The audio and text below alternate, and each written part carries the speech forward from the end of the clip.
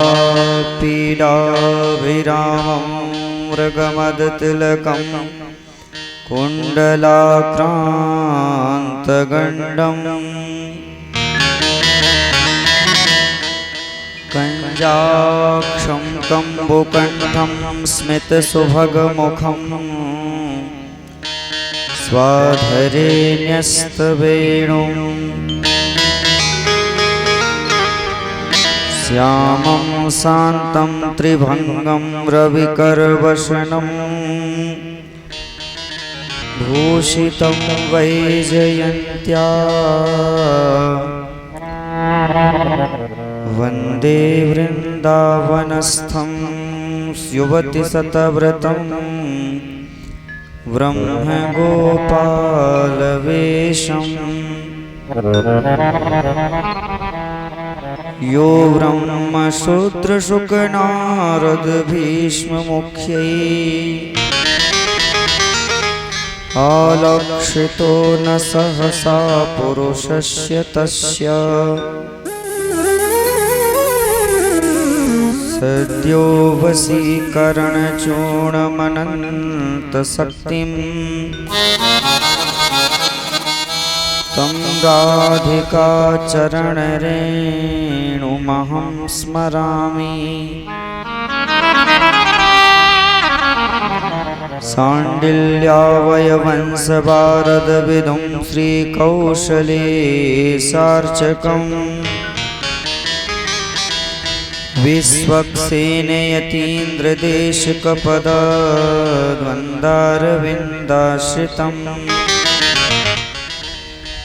स्वाचार्येषु यतो जगद्गुरुवरे श्रीरामनारायणे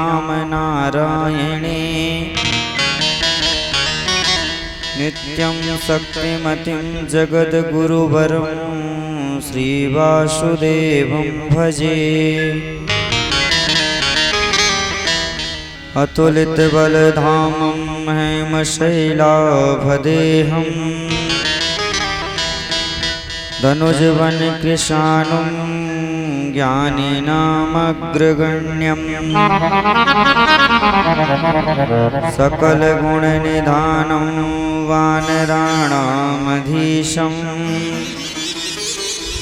रघुपतिप्रियभक्तं वातजातं नमामि।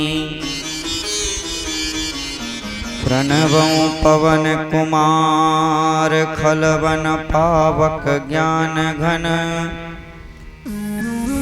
जासु हृदयागार बसहि राम सरचापधर। जय जय जय हनुमान गोसाई कृपा करहु गुरुदेव की नाई। श्री हनुमान जी महाराज की जय। श्री शंकर भगवान की जय। श्री भागवत भगवान की जय। श्री बांके बिहारी लाल की जय। श्री काली मैया की जय। श्री भरणी बाबा जी महाराज की जय। समस्त संत समाज की जय। समस्त भक्त समाज की जय। जय जय श्री राधे। जय जय श्री राधे। जय जय श्री राधे।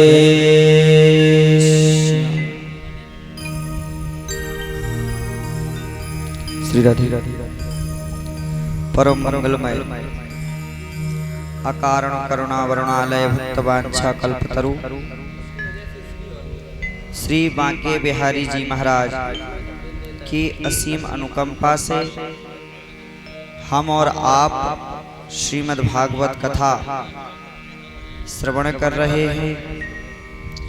आज कथा का तृतीय दिवस की प्रातःकालीन वेला में हम और आप उपस्थित हुए हैं। कहते हैं जहाँ पर भागवत की कथा होती है, तत्रैव गंगा जमुना च वेणी गोदावरी सिंधु सरस्वती चा। आपके पास धन नहीं है, आपके शरीर में सामर्थ्य नहीं है कि हम जाकर के गोवर्धन भगवान की परिक्रमा लगाएं। आपके पास इतना धन नहीं है कि हम वृंदावन जाकर के बिहारी जी के दर्शन करके आएं। आप वृद्ध हो गए हैं, 4 धाम की यात्रा करने का आपके शरीर में अब बल नहीं बचा है। तो कहते हैं कहीं जाने की जरूरत नहीं है, जहाँ पर कथा होती है वहाँ पर यह सारे तीर्थ आके विराजित हो जाते हैं। तत्रैव गंगा जमुना च वेणी गोदावरी सिंधु सरस्वती चा।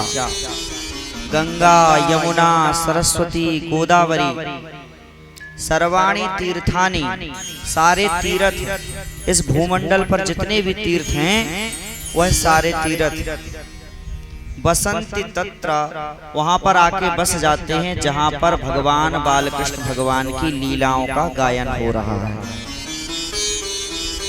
तो बालकृष्ण भगवान की लीलाओं का गायन हो रहा है अपने इस आश्रम में। तो यहाँ पर सारे तीर्थ विराजित हैं, सारी नदियां विराजित हैं, और सबसे बड़ी बात कि संत भगवान विराजित हैं। संत भगवान के लिए तो कहा गया है चलता फिरता प्रयागराज, जो जग जंगम तीर्थ राजू। संत भगवान तो चलते फिरते प्रयागराज हैं। तो बड़ी ही कृपा है हमारे और आपके ऊपर। एक तो कथा सुनने को मिल रही है, दूसरी संतों के सानिध्य में मिल रही है। कहते हैं ना, एक तो अमरवेल और वो भी नीम पे चढ़ी हुई, नीम पे चढ़ी हुई गिलोय होती है ना, नीम गिलोय। तो गिलोय फायदा तो करती है, पर नीम पर चढ़ी हुई गिलोय और भी ज्यादा फायदा करती है। तो एक तो कथा और ऊपर से संतों का सानिध्य। तो इस कथा का हमें और आपको संपूर्ण फल मिलेगा। वही कथा अगर आप अपने घर में कराएंगे, करानी घर में चाहिए, पर अगर आप अपने घर में कथा करा रहे हैं तो उसका आपको 50% फल मिलेगा। वही कथा आप घर के बाहर किसी आश्रम पर करवा रहे हैं तो आपको उसका 60% फल मिलेगा। वही कथा किसी जंगल में, किसी नदी के किनारे आप करा रहे हैं तो 70% फल मिलेगा। वही कथा आप किसी गौशाला में करा रहे हैं, गायों के सानिध्य में। ऐसा कहते हैं कि गावो विश्वस्य मातरः, गैया जो है, गैया मैया, वो हमारे विश्व की माता है। तो गायों के सानिध्य में अगर कथा हो रही है तो 80% फल मिलेगा। और वही कथा किसी तीर्थ में, किसी संत के सानिध्य में हो रही है तो 100% फल आपको उस कथा का मिलेगा। तो कथा में प्रवेश करने से पहले कल हमने और आपने बहुत कथा सुंदर श्रवण की, आज भी बहुत सुंदर चर्चाएं हैं। कथा में प्रवेश करने से पहले अपने मन को शुद्ध करते हुए कुछ क्षण हरि नाम संकीर्तन करेंगे, इसके पश्चात कथा में प्रवेश करेंगे। हरि भजन बिना भव पार नहीं, हरि के भजन बिना भव से पार होने वाले नहीं हैं। गुरु ज्ञान बिना क्या, गुरु कृपा बिना भव पार नहीं, हरि भजन बिना भव पार नहीं, हरि भजन बिना पार नहीं, हरि भजन बिना भव पार नहीं, हरि भजन बिना भव पार नहीं,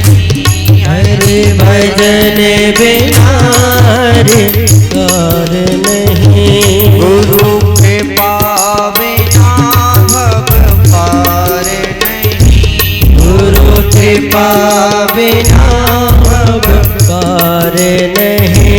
श्रीमन्नारायण नारायण नारायण श्रीमन्नारायण नारायण नारायण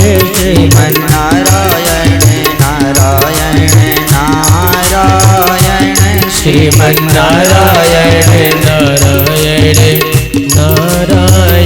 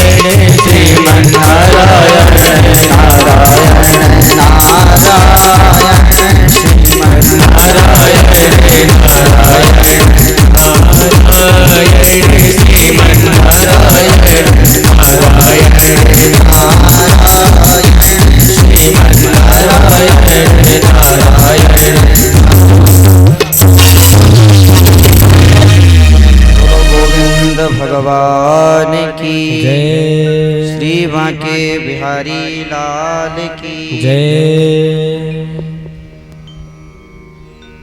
तो इससे समझ में क्या आया? हरि भजन बिना भव पार नहीं। कितना भी धन संपत्ति इकट्ठी कर लो आप, पर यह धन संपत्ति केवल यही काम आएगी। ये धन संपत्ति उस लोक में काम आने वाली नहीं है। और गुरु ज्ञान बिना भव पार नहीं। गुरु ज्ञान क्या देते हैं? आप गुरु बनाएंगे तो गुरुजी मंत्र देंगे आपके कान में। उस मंत्र को आप नित्य प्रति जब जाप करेंगे, गुरुजी ने आपको मंत्र दिया सीताराम सीताराम सीताराम, आप नित्य प्रति सीताराम सीताराम जपेंगे तो उस मंत्र से आपका कल्याण हो जाएगा। हमारे बुजुर्गों ने बड़े अच्छे नियम बनाए थे, लेकिन हम ठहरे अंग्रेज की औलाद कि हमने अंग्रेजी को अपना लिया। हमारे बुजुर्ग कहते थे, सुबह उठते थे, खटिया से उठे तो सीताराम राधे श्याम, सामने से कोई भी गुजर रहा है तो जय सिया राम, यही तो नियम था, राम राम भैया। या फिर गांव में चलता था, पा लाग है भैया, पैर लाग रहे। लेकिन अब तो सुबह उठेंगे तो गुड मॉर्निंग, रात्रि को सोएंगे तो गुड नाइट। ये स्थिति आ गई। एक बार राम राम बोलने से एक माला हो जाती है। कितनी माला हो जाती है? एक। तो बुजुर्गों ने जो नियम बनाए वो गलत नहीं बनाए, लेकिन हम अपने, और तो छोड़िए, बच्चे सीखते कैसे? मैया जी खुद ही जाएंगी सुबह, बच्चे को जगाएंगी, बोलेंगी गुड मॉर्निंग। आपको उनको सिखाना चाहिए, बोलो राधे राधे, बोलो सीताराम। इसी से ही हमारा और आपका कल्याण है। कल हमने धुंधकारी की कथा सुनी थी। धुंधकारी जैसा अगर लड़का किसी के घर में हो जाए तो क्या अच्छी बात है? नहीं।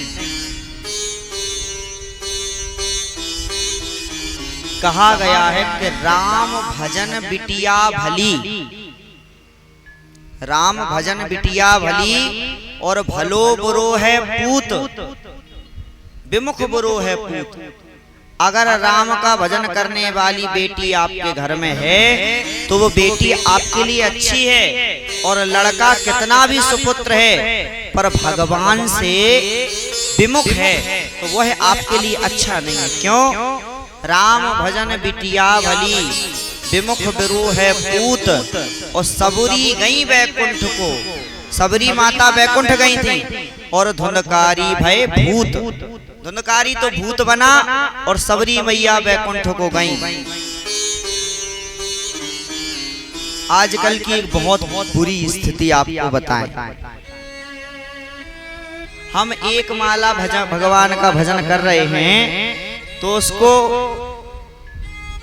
17 जगह बताएंगे, भैया हम सुबह उठते हैं और एक माला भगवान का भजन करते हैं।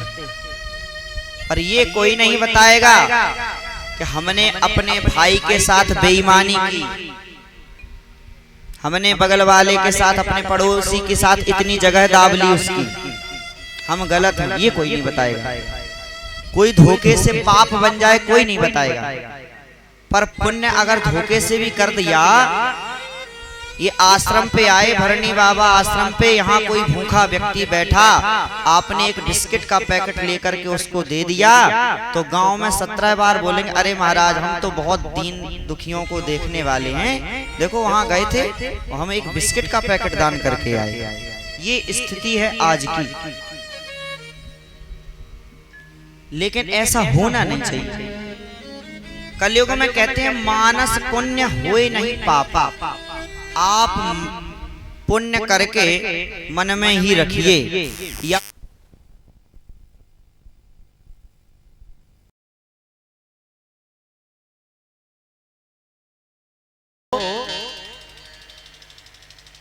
हम लोग अगर 1 रुपए का दान कर रहे हैं तो 17 जगह उसको बताएंगे, और हमने अगर कोई पाप किया है तो उसको छुपा के अपने मन में रखेंगे, जबकि ऐसा होना नहीं चाहिए। आपसे अगर कोई पाप धोखे से हो गया तो आप उसको 4 व्यक्तियों के बीच में बैठ करके बता दो, उस पाप का फल आपको नहीं मिलेगा। और अगर कोई पुण्य आपसे हुआ, जानबूझ के किया या धोखे से हो गया कोई पुण्य, और आपने 4 व्यक्तियों के बीच में बैठ के बता दिया तो उसका भी फल आपको नहीं मिलेगा। राम नाम तो ऐसी चीज है कि इसको दबा के रखना चाहिए। दक्षिण में महाराष्ट्र में एक राजा हुए हैं जिनका नाम है अंतर्निष्ठ राजा। उनकी वो बहुत ही पूजा पाठ करने वाली है, बहुत ही भक्ति करती है, पर उनकी पत्नी को एक कष्ट है कि हमारे पतिदेव भगवान के प्रति उनका लगाव नहीं है। लेकिन धन्य है वो राजा कि उन्होंने अपनी सच्चाई जो उनके मन में थी अपनी पत्नी को भी पता नहीं चलने दी। उनकी पत्नी को ये विश्वास था कि हमारे पतिदेव भगवान को नहीं मानते हैं, पर सत्य बात ये है कि उनके पतिदेव अपनी पत्नी से ज्यादा भगवान को मानते थे, पर अपनी पत्नी को पता नहीं चलने दिया। जीवन भर अपनी पत्नी के साथ रहे, पर पता नहीं चलने दिया कि हम भगवान का भजन करते हैं। ऐसे राजा, बहुत सुंदर भक्तमाल में कहानी आती है। एक दिन की बात, राजा सो रहे थे, पत्नी बगल में लेटी थी। सुबह 4 बजे, आज सुबह 4 बजे पत्नी पहले जाग गई और राजा के मुख से उसने रात में सोते सोते राम राम राम राम सुन लिया। मुख से सोते सोते बोल रहे थे राजा साहब, अंतर्निष्ठ राजा, इतने अंतर्निष्ठ के भगवान का भजन करते तो अंदर ही रखते। आज सुबह जब हुई, सूर्यदेव भगवान जब निकले तो पत्नी ने क्या किया, हजारों ब्राह्मणों को बुला करके खूब भोजन कराया, खूब दान दिया। राजा साहब बोले क्या हुआ, आज तुम इतनी प्रसन्न क्यों हो? राजा साहब की पत्नी बोली, महाराज आज मैं इसलिए प्रसन्न हूं कि मेरे जीवन की जो तपस्या थी वो सार्थक हो गई। बोले क्या? बोले वो ये हुआ कि मैं हमेशा से चाहती थी कि मेरे पतिदेव भगवान का भजन करें, मेरे घर में नित्य भगवान का भजन हो। जो इस मेरे घर में जिसने इस कुल खानदान में जन्म लिया है वो कभी दोबारा इस लौट करके इस धराधाम पर ना आए। पर मुझे यह कष्ट रहता था कि मेरे पति भगवान का भजन नहीं करते। लेकिन महाराज आज मैंने रात में देखा कि आप भगवान का भजन कर रहे थे। राजा ने जो ये बात सुनी तो राजा साहब बिल्कुल आंखों से अश्रु गिरने लगे। इतना रोए, मन में सोच रहे महाराज एक ही तो रत्न था मेरे पास, राम नाम रूपी रत्न, और वो भी किसी ने बांट लिया, वो भी इसको पता चल गया मेरी पत्नी को। अब जीने का कोई मतलब नहीं। और सत्य मानिए राजा साहब इतना अपार कष्ट हुआ, इतना अपार कष्ट हुआ कि राजा साहब ने, उस अंतर्निष्ठ राजा ने अपने प्राण त्याग दिए। किस विरह में? केवल इस विरह में कि हमारी पत्नी को पता चल गया कि हम भगवान का भजन करते हैं, हमारी तो नेह निधि लुट गई। ये भाव होना चाहिए।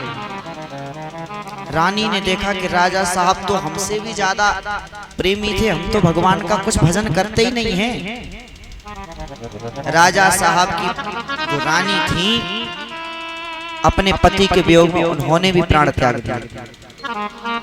तो कहने का मतलब इस कथा से हमें सीख यही मिलती है कि हम भगवान का भजन करें तो उसको पूरे संसार में बैठ के गाना नहीं है। भजन ऐसा करें कि आपके बगल में भी पता ना चले। इसलिए हमारे यहाँ मंत्रों को गुप्त रखा गया है। आपको बताया गया होगा, अपने गुरुजी ने, किस किस ने गुरु बनाए हैं? हाथ उठाइए। गुरु किस किस ने बनाए? गुरु बना लिए आप लोगों ने? गुरुजी ने जो मंत्र दिया तो गुरुजी ने ये कहा होगा ये मंत्र किसी को बताना नहीं। कहा था? क्यों नहीं बताना? उसको सोचा आपने? मंत्र से किसी का कुछ बिगड़ने वाला थोड़ी है। अगर आप हमें बता देंगे तो ऐसा नहीं है कि वो जहर है, हम खा लेंगे, हम सुन लेंगे तो मर जाएंगे। पर उसका मतलब यही है, गुरुजी यही समझाना चाहते हैं कि बेटा हमने तुम्हें जो मंत्र दिया है इसका जो जप तप करोगे तो इसको गुप्त रखना, इसको फैलाना नहीं है।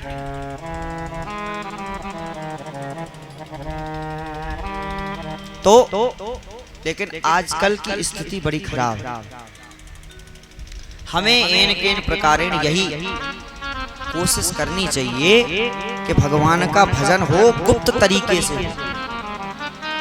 हर मंत्रों को वेदों में बताया गया है कि इनको गुप्त बोलना है, मन में बोलना है। गायत्री मंत्र आप लोग जानते हैं, गायत्री मंत्र होता है, गायत्री मंत्र को बोलने का अधिकार ब्राह्मण का भी नहीं है। हम लोग भी कभी मुख से गायत्री मंत्र बोलते नहीं हैं।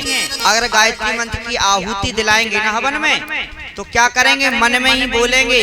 वो मन में बोल करके पंडित जी केवल बोलेंगे स्वाहा। गायत्री मंत्र बोलने का अधिकार नहीं हमारा। इसी तरीके से भगवान ने, हमारे गुरुओं ने, हमारे बुजुर्गों ने अगर कोई नियम बनाया है तो उसका मतलब कि हमें भजन को गुप्त रखना है। मंत्र अगर बताने के लिए गुरुजी ने कहा है तो इसका मतलब यही है कि आप अपने भजन को गुप्त रखिए, छिपाइए उसको। और अगर कोई पाप हो रहा है तो उसको बता दो तो वो खत्म हो जाएगा, कट जाएगा। कल आपने बहुत सुंदर कथा सुनी। यही स्थिति कुंती महारानी की। जब उत्तरा भगवान के पास आई, प्रभु मेरे बालक को बचा लो। अश्वत्थामा ब्रह्मास्त्र चलाया है अश्वत्थामा ने। उत्तरा कौन है? अभिमन्यु की पत्नी, गर्भ से है, पेट में गर्भ है। अश्वत्थामा ने संकल्प किया है कि मैं पांडवों के कुल खानदान में एक व्यक्ति भी बचने नहीं दूंगा, पानी देने के लिए मार दूंगा सबको।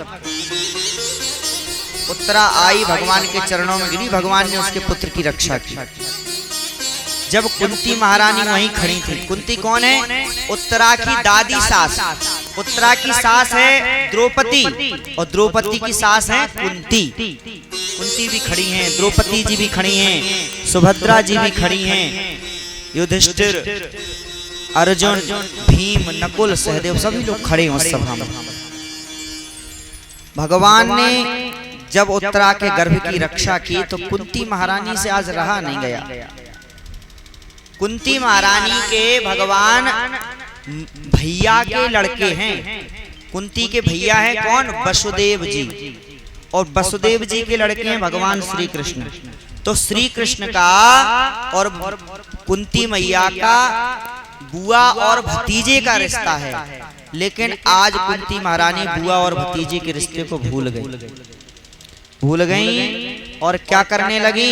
भगवान के चरणों में जाकर के लेट गई, सीधी लेट गई।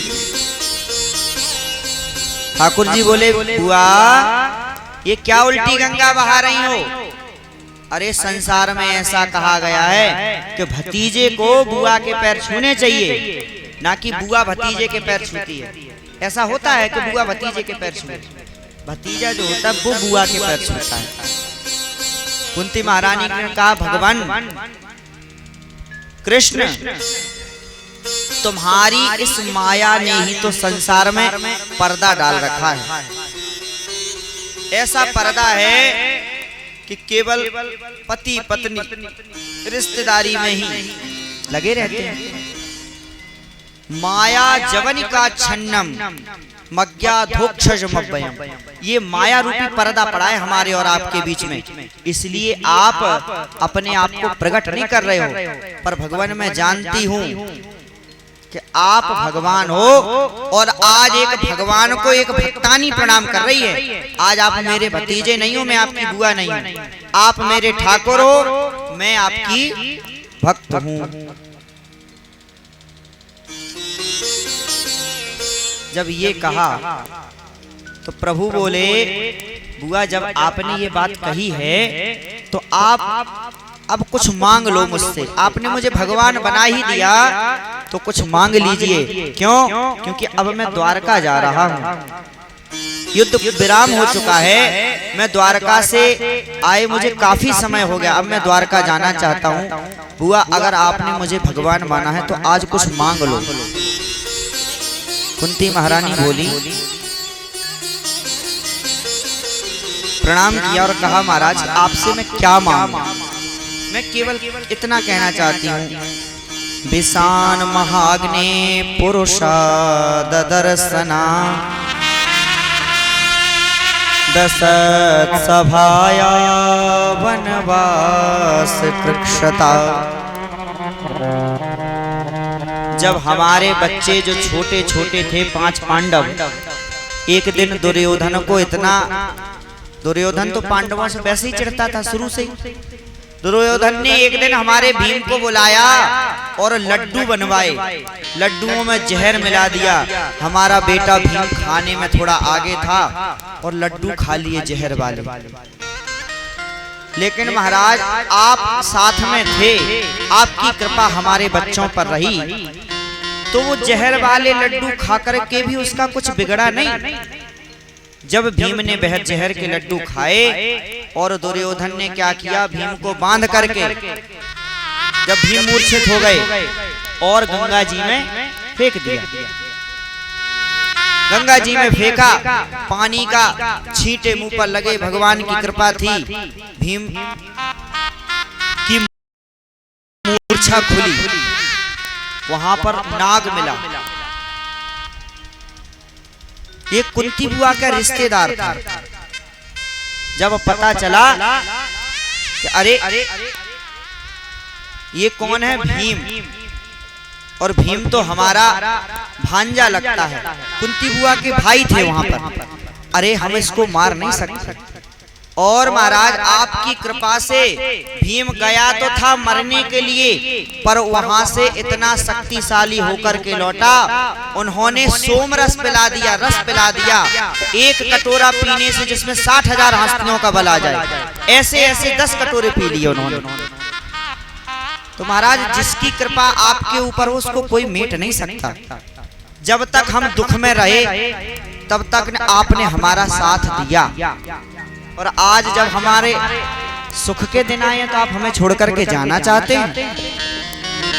अरे लाक्षागृह में पांडवों ने कोई कसर नहीं छोड़ी जलाने में, आग लगा दी, लेकिन प्रभु आपकी कृपा से हम लाक्षागृह से भी बचे आए। ये कुंती बुआ ने कहा, अरे वन में जब हम गए 12-13 वर्ष के लिए तो कितना बड़ा संकट आया। दुर्योधन ने दुर्वासा ऋषि को भेजा, किस लिए कि जाओ, दुर्वासा ऋषि अपने 10,000 शिष्यों के साथ पहुंच गए वन में युधिष्ठिर जी के यहाँ, और दुर्योधन ने समझा के भेजा था कि महाराज आप तब जाना जब द्रौपदी भोजन कर ले। द्रौपदी जी को एक बटलोई दी थी सूर्य भगवान ने, बटलोई यानी भगोना, भगोनी। उस बटलोई में वो जब भोजन बनाती थी तो उनके भोजन, द्रौपदी जी के भोजन करने से पहले पूरा संसार भी अगर आ जाए और पूरी सृष्टि भी भोजन कर ले तो उसमें से कम नहीं होता था। और द्रौपदी जी ने भोजन कर लिया जिस दिन, उस दिन उसके बाद में फिर उसमें से कुछ बचता नहीं था, कुछ नहीं निकलता था। तो दुर्योधन ने ये समझा के भेजा कि महाराज आप तब जाना जब द्रौपदी जी भोजन कर चुकी हो। दुर्वासा ऋषि आए अपने 10,000 शिष्यों के साथ, आकर के कहा युधिष्ठिर जी हमारे भोजन की व्यवस्था करो, हम स्नान करके आ रहे। यहाँ ये लोग भोजन कर चुके थे, महाराज हम लोग भोजन कर चुके थे, लेकिन आपकी कृपा रही, आप वहां आए और आपने आकर के द्रौपदी से कहा, हे द्रौपदी मुझे भूख लगी है, कुछ खिला दो। द्रौपदी आज सोच रही है कि बताओ, जब मैं भोजन कर चुकी तभी आज 10,000 महात्मा आए दुर्वासा के साथ, और इसके बाद में ठाकुर जी आप भी आ गए। महाराज आज मैं बड़े कष्ट में हूँ, इस जंगल में मैं क्या व्यवस्था करूं? जो बटलोई थी वो भी मैंने धो मांज के रख दी है। भगवान बोले अरे कोई बात नहीं, तुम उस बर्तन को लेकर तो आओ। द्रौपदी जी उस जब बर्तन को लेके आई तो भगवान ने उसको देखा तो उसमें एक चावल का दाना लगा था। क्या? एक चावल का दाना। भगवान ने वो एक चावल का दाना लिया और अपने मुख में रखा और ऐसे डकार लगाई मानो पूरी सृष्टि की भूख खत्म हो गई। दुर्वासा ऋषि यहाँ स्नान कर रहे थे गंगा जी में अपने 10,000 शिष्यों के साथ। अचानक उनको डकार आने लगी, अरे पेट तो बहुत भर गया, क्या हुआ? बोले भाग चलो यहीं से, नहीं तो दुर्योधन, भीम है, युधिष्ठिर है, वो बहुत ज्यादा खिलाते हैं, बहुत ब्राह्मणों की सेवा करते हैं, अब हम खा नहीं पाएंगे, हम भोजन नहीं कर पाएंगे।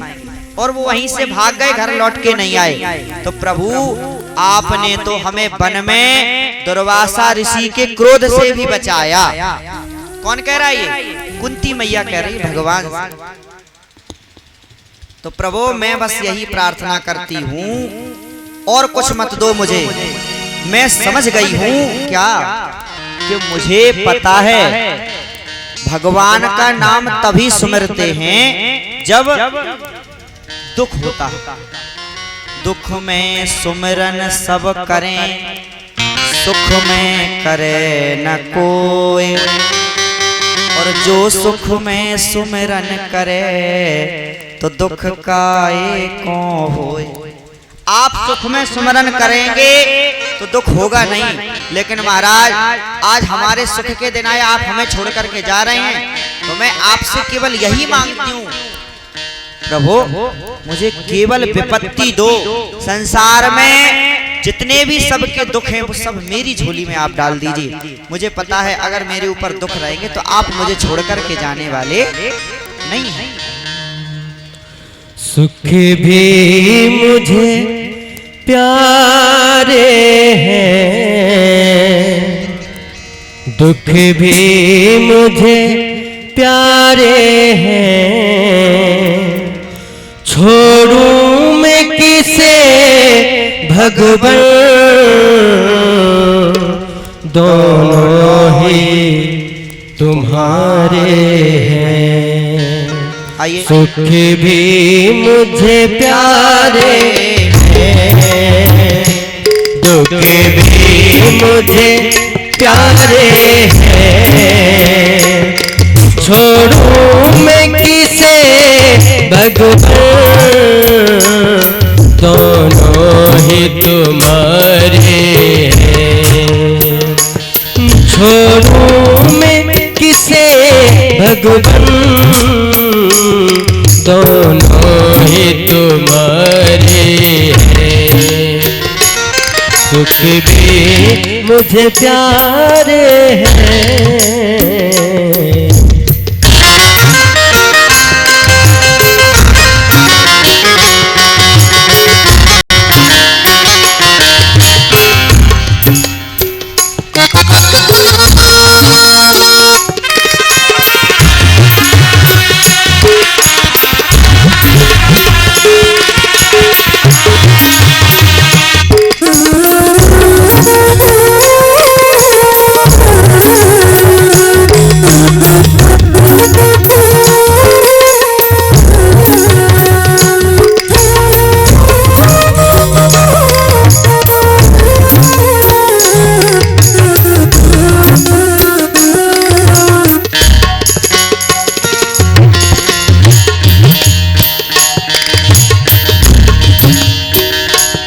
दुख चाहे ना कोई सब सुख,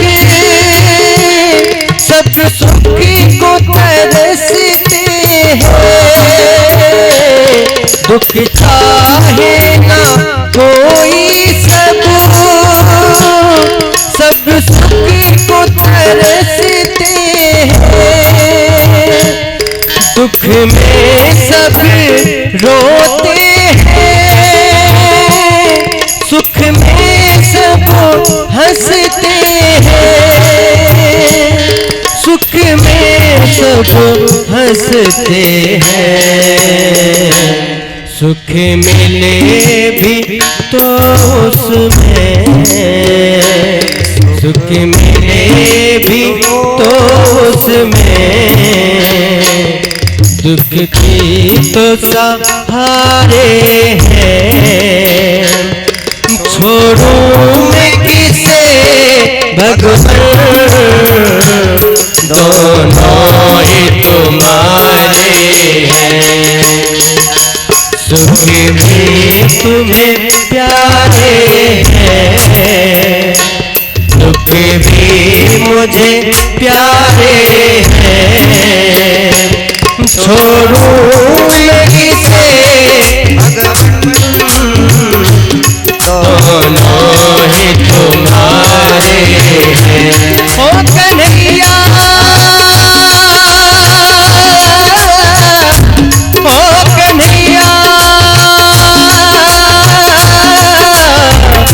कन्हैया ओ कन्हैया।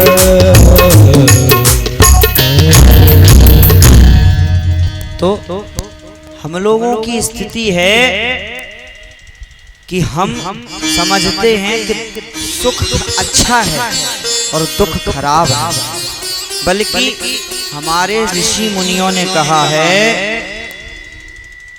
विपदा विपदो नैव विपदा संपदो नैव संपदा विपदा विस्मरणम विष्णु संपन्न नारायण स्मृति। विपदा को विपदा मत समझो। विपदा कब आती है? विपदा व्यक्ति के जीवन में तभी आती है जब वह भगवान का भजन करना भूल जाता है। और समझो जिस समय भगवान का भजन हो रहा है, राम का नाम लिया जा रहा है, आप समझ लीजिए इस समय सबसे बड़ी संपत्ति है हमारे पास। आप एक बात बताइए, हम अच्छे होटल में जाकर के रुकेंगे, वहां पैसा खर्च होगा ज्यादा से ज्यादा। बुद्धिमान व्यक्ति होगा, वृंदावन धाम जाएगा अगर, तो वह ये सोचेगा कि हमें सोना ही तो है रात में, तो 100 रुपए वाला ही कमरा लेने, कम खर्चा होगा, अपना पैसा बचाएगा। और वही सोने के लिए आप 1000 का कमरा लें, तो बताइए 1000 वाले कमरा लेने के वाले को बुद्धिमान कहेंगे कि 100 रुपए वाले कमरे को बुद्धिमान कहेंगे? 100 रुपए वाले को कहेंगे ना।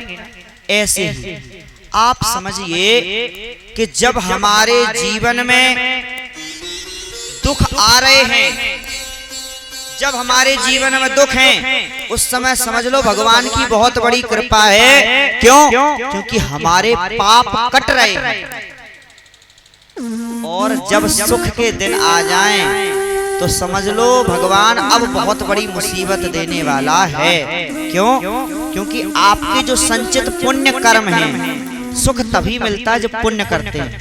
आपके जीवन में अगर सुख आ रहा है, तो आप इस बात को समझ जाइए कि हमारे पुण्यों का क्षय हो रहा है। उस अकाउंट में से रुपए कट रहे हैं। कौन से? राम नाम रूपी अकाउंट जो है, उसमें से धन खत्म हो रहा है, धीरे धीरे निकलता जा रहा है। क्यों? उसको आप भोग रहे हो। होटल का किराया देना पड़ेगा ना, तो वो आप किराया दे रहे हो। सुंदरकांड में हनुमान जी कहते हैं ना, गोस्वामी बाबा ने लिखा है क्या,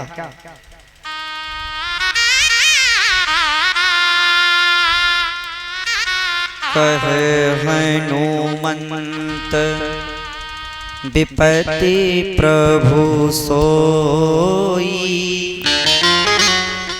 और जब तब सुमेरन भजन न होई। हनुमंत विपत्ति प्रभु सोई, जब तब सुमेरन भजन न होई। हनुमंत विपत्ति प्रभु सोई, जब तब सुमेरन भजन न होई।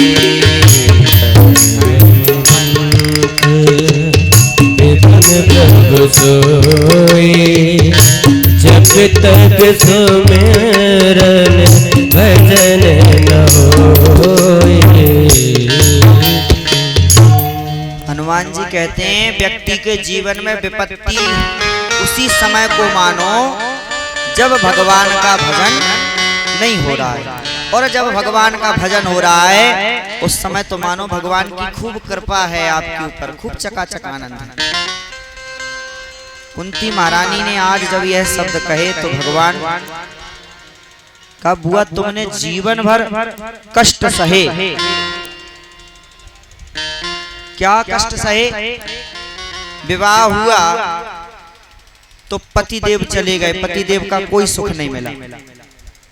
इसके बाद में आपके पुत्रों को न जाने कितनी बार मारा, कितनी बार मारने की कोशिश की दुर्योधन ने, उस दुष्ट धृतराष्ट्र ने। तुमने जीवन में सुख पाया ही कब? जब इस संसार में आई तो जिस पिता के यहाँ तुम्हारा जन्म हुआ था उस पिता के यहाँ से दूसरे जहां का चली गई। कुंती जी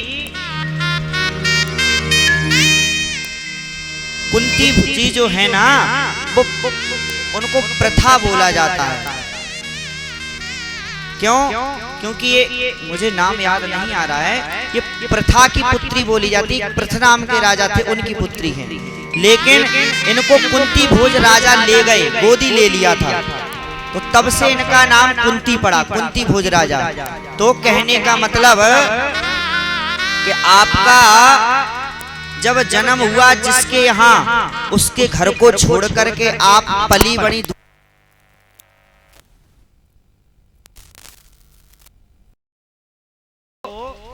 कुंती मैया, आपने तो जीवन में कभी सुख पाया ही नहीं। जिसके यहाँ जन्म हुआ उसके यहाँ रहने को नहीं मिला, दूसरे के यहाँ शरीर का पालन पोषण हुआ, जवानी आई, विवाह किया गया तो पति का सुख नहीं मिला, पति भी जल्दी चला गया छोड़ करके कम उम्र में। किसी तरीके से 5 पुत्र हुए और इस दुष्ट कौरवों ने आपके पुत्रों को सताने में कोई कमी नहीं छोड़ी। वन वन भटकना पड़ा, कितनी बार ना जाने मारने की कोशिश की गई, और फिर भी आज जब थोड़ा सा सुख का समय आया तो आप ये कह रहे हैं कि हमें दुख दे दो। कुंती बुआ, आप दुख के लायक नहीं हैं। हाँ, मैं यह जरूर कहूंगा कि हे कुंती मैया, आपके पास कितना भी सुख रहे पर आप भगवान का भजन करना कभी नहीं भूलेंगे, आप मेरा नाम लेना कभी नहीं भूलेंगे। कितना भी आपके पास सुख रहेगा, आप मेरा नाम लेती रहेंगे। ये आशीर्वाद दिया भगवान। भगवान जाने को तैयार थे द्वारिका। कुंती मैया ने कहा, एक चीज मैं मांगना चाहती हूँ, आप कुछ दिनों और रुक जाइए हस्तिनापुर में। भगवान रुक गए, और जब भगवान रुक गए तो आज रात्रि में भगवान क्या देखते हैं, युधिष्ठिर जी महाराज अपने कमरे में बैठे हैं रात्रि के 12 बजे और बड़ी सोच में बैठे हैं, आंखों से आंसू गिर रहे हैं। भगवान गए युधिष्ठिर जी के पास, भैया प्रणाम प्रणाम। युधिष्ठिर जी बोले, कैसे रात में यहाँ कैसे आए? भगवान बोले, युधिष्ठिर भैया इतनी रात हो गई और आप सो नहीं रहे हैं, सो जाइए, ये तो रात्रि का समय सोने का है, आप क्या विचार कर रहे हैं? युधिष्ठिर जी बोले, लाला मुझे बहुत कष्ट है। क्या? कि बताओ, इस तुच्छ राज्य के लिए, इस राज्य के लिए महाभारत जैसा युद्ध हुआ, पता नहीं कितनी माओं की कोख उजड़ गई, कितनी देवियों के माथे का सिंदूर चला गया इस महाभारत के युद्ध में, और इतने लोगों को कष्ट दे करके मैं इस राज्य गद्दी पे नहीं बैठ सकता। बहुत आज रो रहे हैं, किसी को कष्ट दे करके हम सुख पाए, हमें यह अच्छा नहीं लग रहा है लाला। भगवान ने बहुत समझाने की कोशिश की, युधिष्ठिर भैया ये तो विधि का विधान है, जो होना था वो हो गया, आप निश्चिंतता पूर्वक राज्य कीजिए। पर युधिष्ठिर जी को समझ में नहीं आई। क्यों? क्योंकि युधिष्ठिर जी भगवान को छोटा मानते हैं, भैया छोटे हैं भगवान युधिष्ठिर जी से। तो जो बड़े व्यक्ति होते हैं ना, बूढ़े व्यक्ति, उनको छोटे बालकों की बात कभी समझ नहीं आती, लगता है ये तो छोटा है। लेकिन नहीं, कभी कभी छोटे लोग भी बहुत अच्छी बात कह देते हैं, और हमें छोटे लोगों की बात कभी कभी सुन लेनी चाहिए, मान लेनी चाहिए। ऐसा नहीं है कि ज्ञान पूरा वृद्धों के पास ही है। जीवन में अगर चलना है तो गाड़ी के दोनों पहिए लेकर के चलोगे तो ही चल पाओगे, एक पहिया पीछे एक पहिया आगे तो नहीं चल पाओगे। एक अंधा है, एक लंगड़ा है, समझना, एक व्यक्ति अंधा है, एक व्यक्ति लंगड़ा है। लंगड़ा व्यक्ति अंधे से आकर के बोला कि हमें भदान से परिहार मऊ जाना है कथा सुनने। क्या बोला? परिहार मऊ जाना है कथा सुनने। तो क्या किया जाए? बोले ऐसा करो कि हमारी आंखें हैं, लंगड़ा बोला, हमारी आंखें हैं और तुम्हारे पैर हैं, तो तुम पैरों से चलो, हमारी आंखें देखती हुई चलेंगी, दोनों लोगों का काम हो जाएगा और कथा सुनने पहुंच जाएंगे। कथा तो बड़ी अच्छी लगी। अब समझिए अंधा कौन है? अंधा है जवानी। जो जवानी के मद में चूरे हैं ये अंधे हैं, ये अपने आगे किसी को नहीं देखते, ये समझते हम ही सब कुछ हैं, हमारे अलावा कोई नहीं है। लंगड़ा कौन है? बुढ़ापा। करना तो बहुत कुछ चाहता है पर शरीर में जान नहीं है, करें कैसे? तो कहने का मतलब भगवान के पास आप तभी पहुंच पाएंगे। जवान व्यक्ति, घर का लड़का अपने माता पिता की आज्ञा से चलेगा तो भगवान की शरण में जाएगा और जाएगा। ये बात है। बार बार यही समझाऊंगा हर जवान व्यक्ति को, हर लड़के को, हर पुत्र को कि माता पिता से बढ़कर इस दुनिया में कोई नहीं है।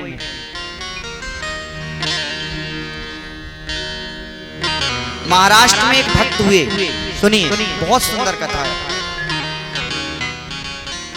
एक पुंडरीक नाम का भक्त था। भक्त तो बाद में बना, पहले अपनी पत्नी में इतना रत था, पत्नी से बहुत प्रेम करता था और माता पिता को इतना कष्ट देता था कि क्या बताएं। खुद तो खा रहा है क्या बढ़िया रबड़ी पूरी, और माता पिता को खिला रहा है क्या महेरी। महेरी जानते हैं क्या होती है? मठा डाल के चावल की बनाई जाती है महेरी। तो माता पिता को तो खिला रहा है महेरी और खुद खा रहा है रबड़ी। एक दिन की बात, किसी रिश्तेदारी में वह गया अपनी पत्नी को लेकर के और अपने माता पिता को लेकर। वाहन नहीं चलते थे उस समय, इसी कलयुग की घटना है और सच्ची घटना है। पत्नी को तो बैठा लिया अपने कंधों पे, पत्नी बोली हमसे चला नहीं जा रहा है, तो इतना बड़ा पत्नी का भक्त था कि कंधे पे बैठा लिया पत्नी को, और माता पिता के गले में जैसे कि कुत्ते के गले में पट्टा डाला जाता है ना, ऐसा पट्टा डाल दिया और रस्सी पकड़ ली हाथ में और चल दिया। चला, रास्ते में गया, घर आया अपने रिश्तेदारी में, आराम से आया। आदमी बुराई करने वाले होते, कहा बताओ कितना दुष्ट है, पत्नी को अपने कंधों पे बैठा के लाया और माता पिता को इतना कष्ट दे रहा है, इससे जो ज्यादा तो दुनिया में कोई दुष्ट है ही नहीं। उसको फर्क नहीं पड़ने वाला। जो अंधा होता ना पत्नी के प्रेम में, उसको कोई फर्क नहीं, कुछ भी बोलो तुम। तुलसीदास जी ने पहले कहा है, अबलानन दीख नहीं जबलो सुत मानई मात पिता तबलो। जब तक पुत्र ने अपनी पत्नी का मुख नहीं देखा तभी तक माता पिता अपने पुत्र को पुत्र माने। जिस दिन देवी जी घर में आ गई उस दिन से उन्हीं की आरती होगी। आपका कोई कुछ चलने वाला नहीं है।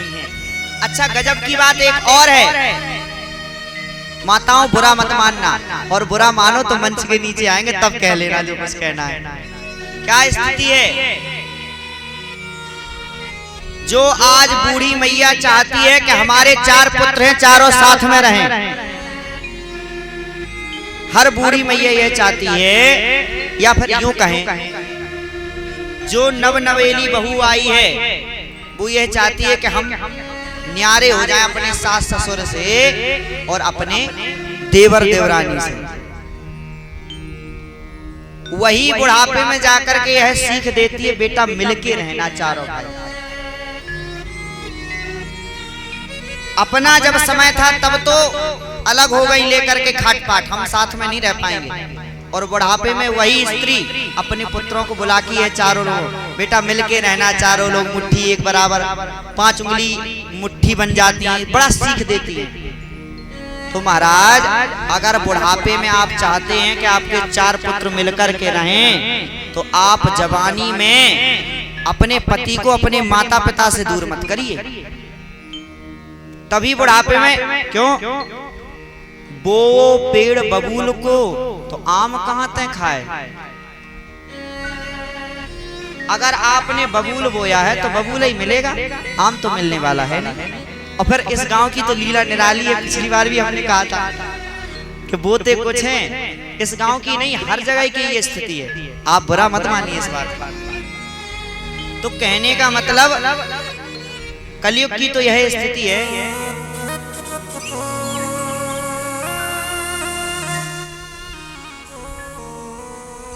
ऐसा कहते हैं कि जो तोहे कांटा बोए ताहे बो तो फूल, और तो को फूल के फूल हैं, बाको हैं त्रिशूल।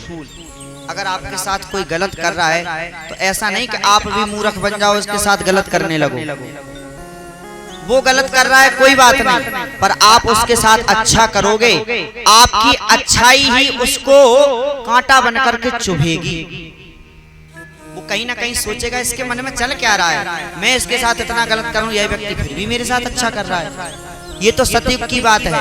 लेकिन कलयुग में कहते हैं व्यक्ति जो तोहे कांटा बोए ताए बो तो त्रिशूल। अगर कोई तुम्हें कांटे से चुभा रहा है तो तुम त्रिशूल ले आओ और उसको भोंक दो। वो भी सोचेगा कि पड़ा किसी से पाला, वो व्यक्ति भी सोचेगा हाँ किसी से पाला पड़ा है।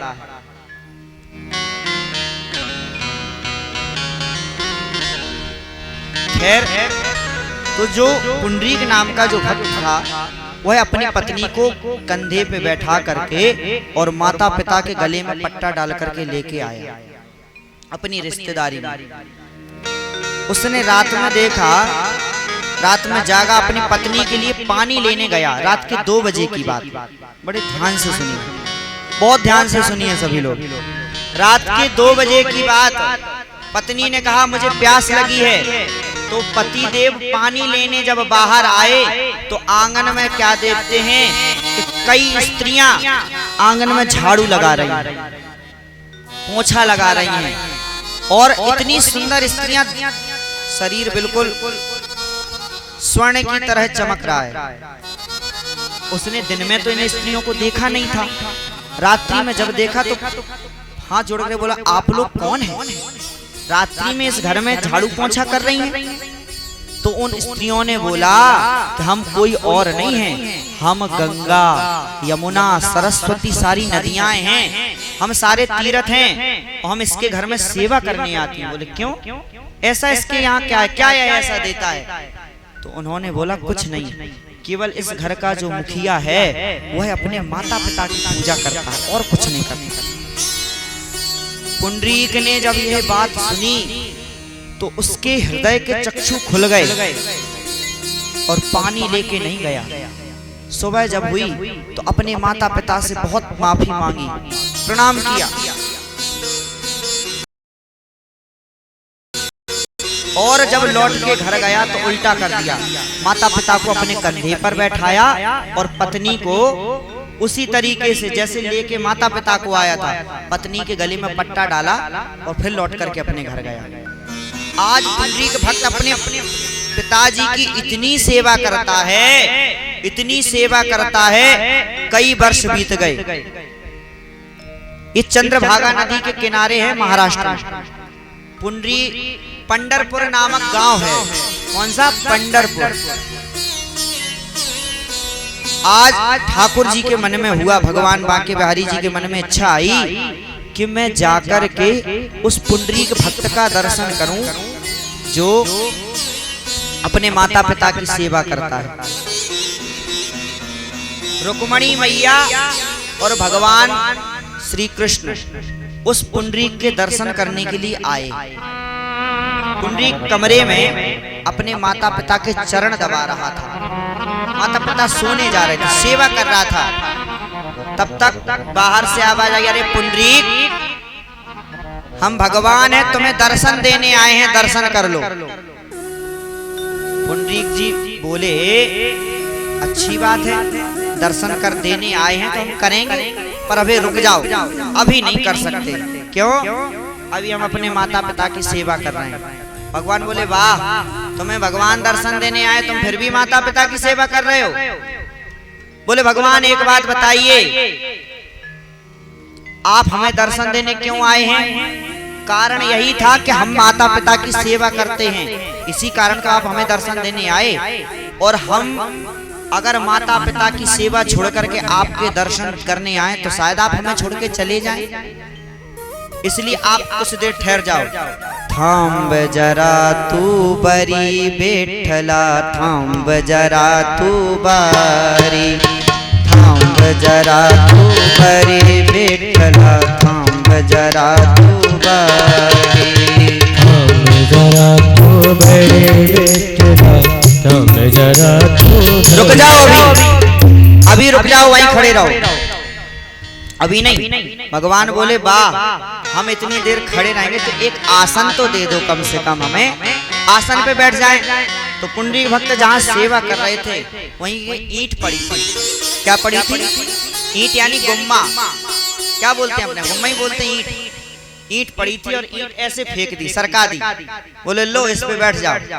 तो भगवान एक पैर अपना ईंट पे रख लिया और एक पैर नीचे और ऐसे, ये स्वरूप है।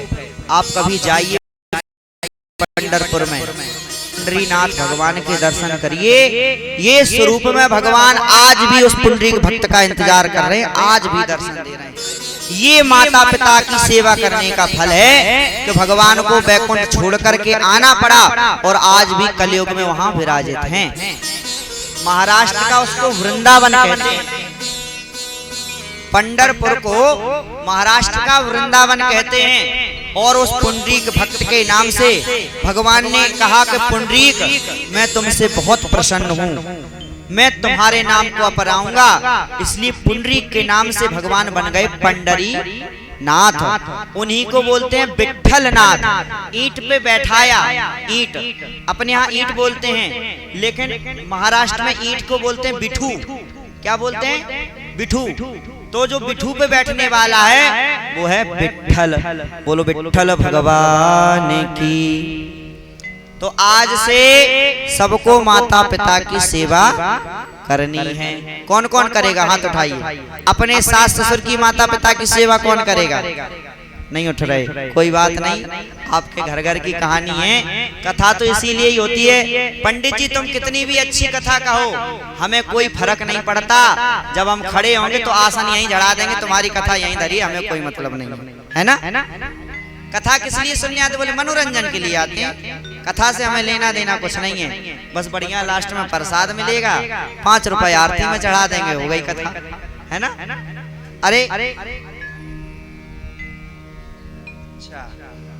ये तो करेगा।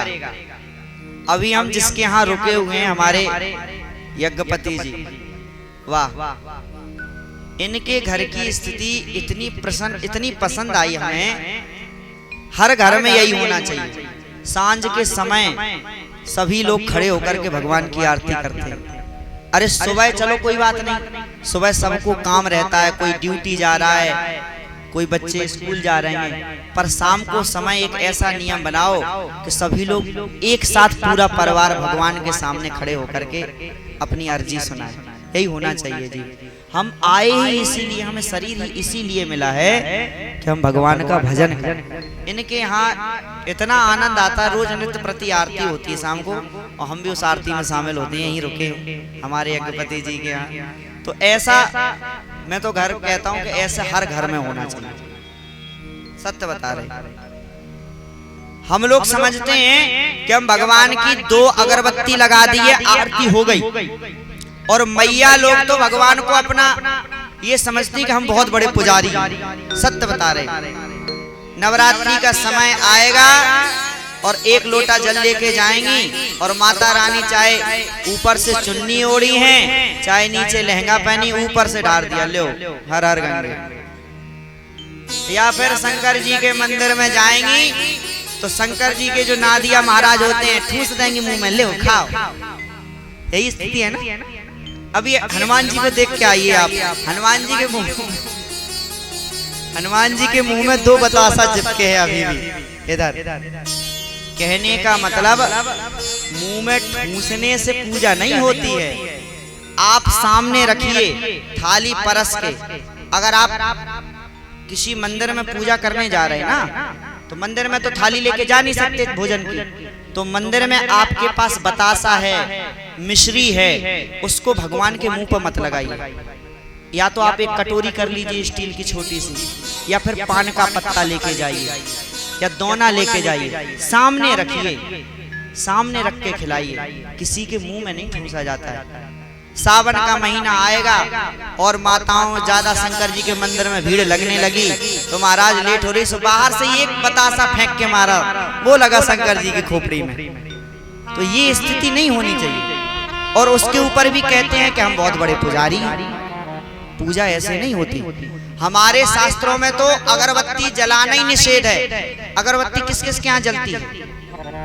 कौन कौन अगरबत्ती जलाता है जरा बताइए, हाथ उठाइए। आप लोग अगरबत्ती मत जलाया करो।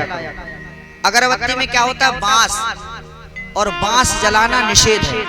बांस को वंश का प्रतीक बताया गया है। क्यों माता जी?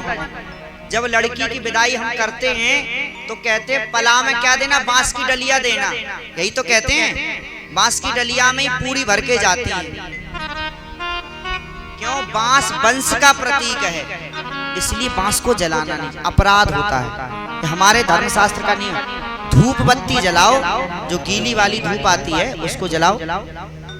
ये तो अगरबत्ती इसलिए आई है, आदमी इतनी सुविधा चाहता है कि पहले धूप बत्ती आती थी तो उसको, अभी भी आती है, उसको हाथ पे रख के रगड़ना पड़ता है, तब बत्ती बनाओ, तब कहीं उसको जलाओ। तो आदमियों ने सोचा कौन इतना रगड़ेगा, हाथ गंदे होंगे, तो अगरबत्ती ले लो, जला लो। अगरबत्ती नहीं जलानी चाहिए।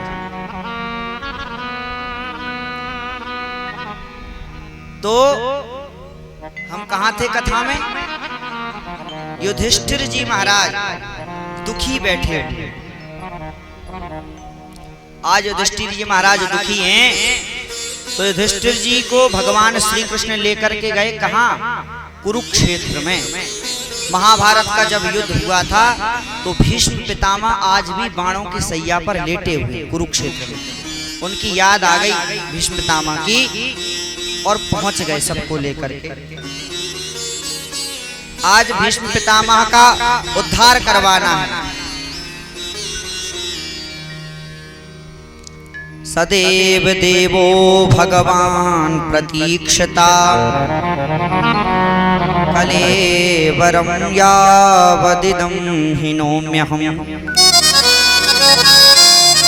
प्रसन्नहासा ऋणलोचनोल्लसन् मुखाम्बुजो ध्यान पथश्चतुर्भुजा। भगवान श्री कृष्ण पांचों पांडवों को लेकर के गए। भीष्म पितामह लेटे हुए बाणों की सैया पर कुरुक्षेत्र में। पांचों पांडव, द्रौपदी, सारे ऋषि, नारद इत्यादि सभी लोग पहुंचे। सबने प्रणाम किया बाबा को। भीष्म पितामह की आंखें तो केवल एक व्यक्ति को देख रही हैं, भगवान श्री कृष्ण को। भगवान श्री कृष्ण से भीष्म पितामह कह रहे, महाराज बड़ी देर लगा दी आने में, हम उत्तरायण का इंतजार कर रहे थे। उत्तरायण जब आएगा तब हम अपने शरीर को छोड़ेंगे। क्यों? क्योंकि भीष्म पितामह को इच्छा मृत्यु का वरदान है। वो जब चाहे तभी मर सकते हैं, इच्छा करें उसी दिन मर जाएंगे। तो आज उत्तरायण का इंतजार कर रहे थे। सूर्य दो अयनों में चलता है, उत्तरायण और दक्षिणायन। तो उत्तरायण का सूर्य के तरीके से भी इंतजार कर रहे थे, और उत्तरायण मतलब भगवान श्री कृष्ण का भी इंतजार कर रहे थे, क्योंकि भगवान श्री कृष्ण का नाम भी है उत्तरायण। उत्तरा के गर्भ में उत्तरा की रक्षा की, इसलिए भगवान का नाम क्या है? उत्तरायण।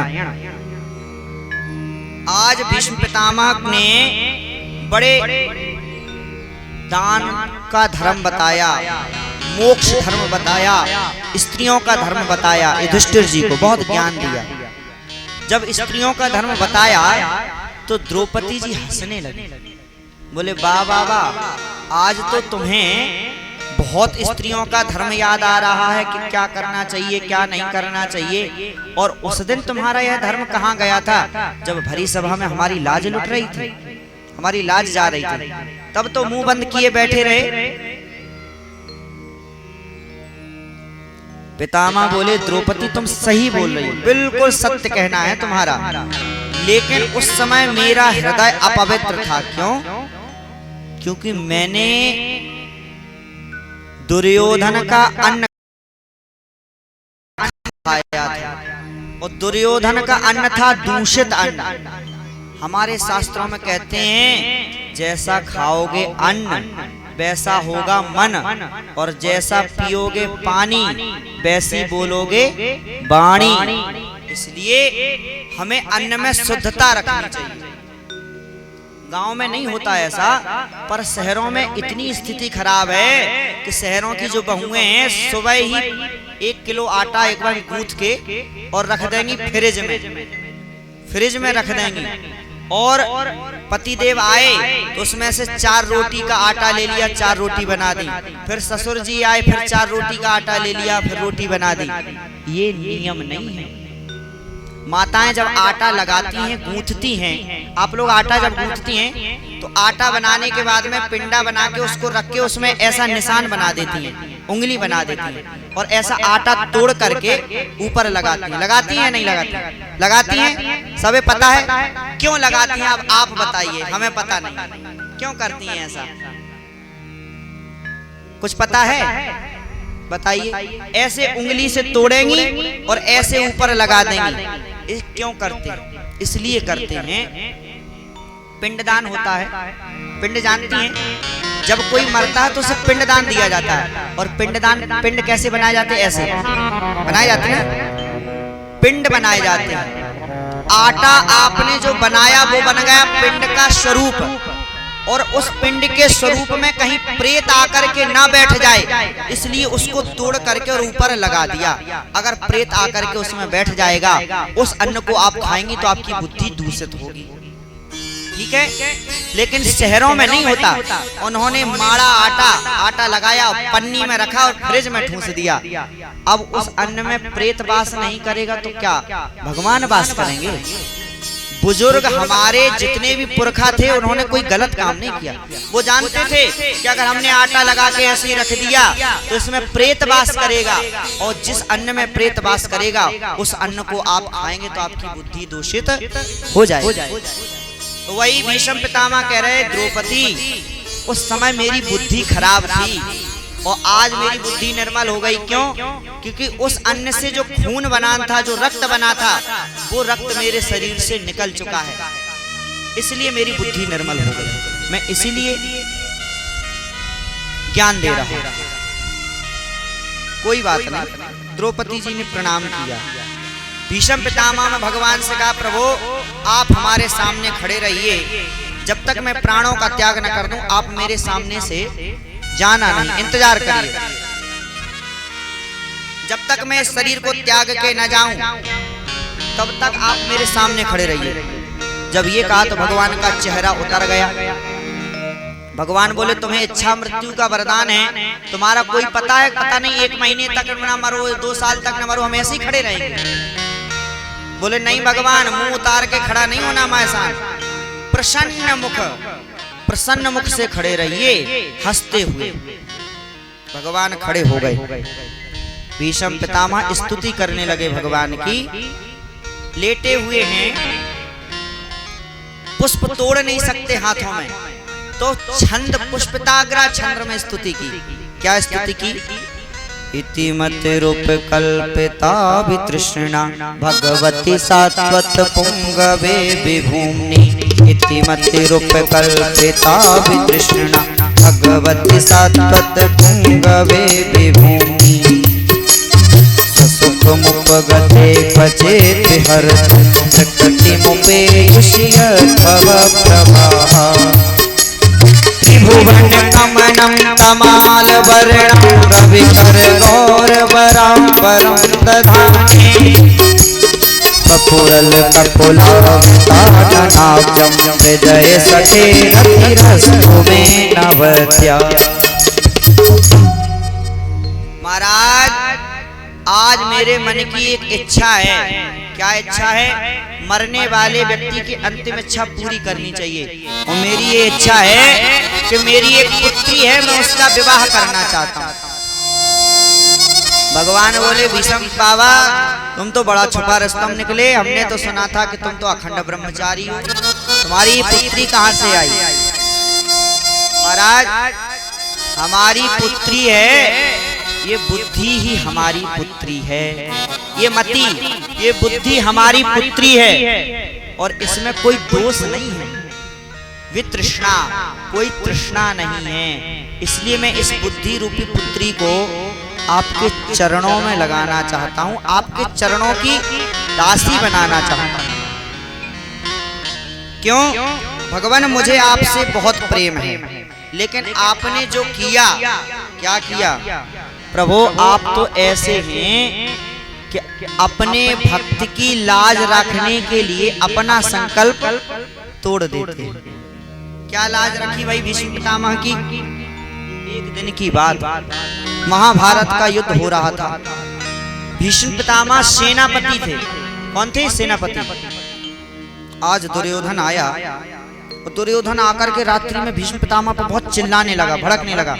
अरे पितामह, आप चाहें तो ब्रह्मा विष्णु शंकर सबको जीत लें, इंद्र को भी जीत लें, और आप इन 5 पांडवों को नहीं मार सकते। मुझे लगता है आप भेदभाव कर रहे हैं। अगर ऐसा ही भेदभाव करना है तो हमें छोड़ करके चले जाइए, पांडवों में मिल जाइए जाकर के। हमें आपकी जरूरत नहीं है। आज 5 दिन हो गए और आपने एक पांडव का बाल बांका भी नहीं कर पाया।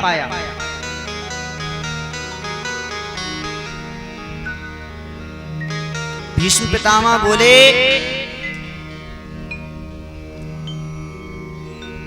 दुर्योधन, मैं चाहता तो बहुत कुछ करना हूं पर कर नहीं पाता। पांडु सुता को, पांडु सुत सेना को चबे ना सो चबाए दे तो, और भीष्म अकेलो एक भीख मंगवाव तो।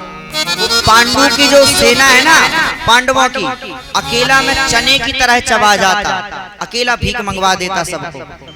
भैया तो क्यों नहीं किया? करना चाहिए था। और करते सहाय जो सुरासुर आए धरती पर, तो बारन निकार कर ज्वारन जलाव तो। बच तो न को मोद, बच तो सुयोधन को, 3 लोक ताहि को महाजस गाव तो। तृणते न तूलते जाने जाते पांडु सुत, पीत पटवारो श्याम सामने नाव तो। वह कृष्ण अगर हमारे सामने नहीं आता तो मैं अकेला ही पांडवों की सेना को चकनाचूर कर देता।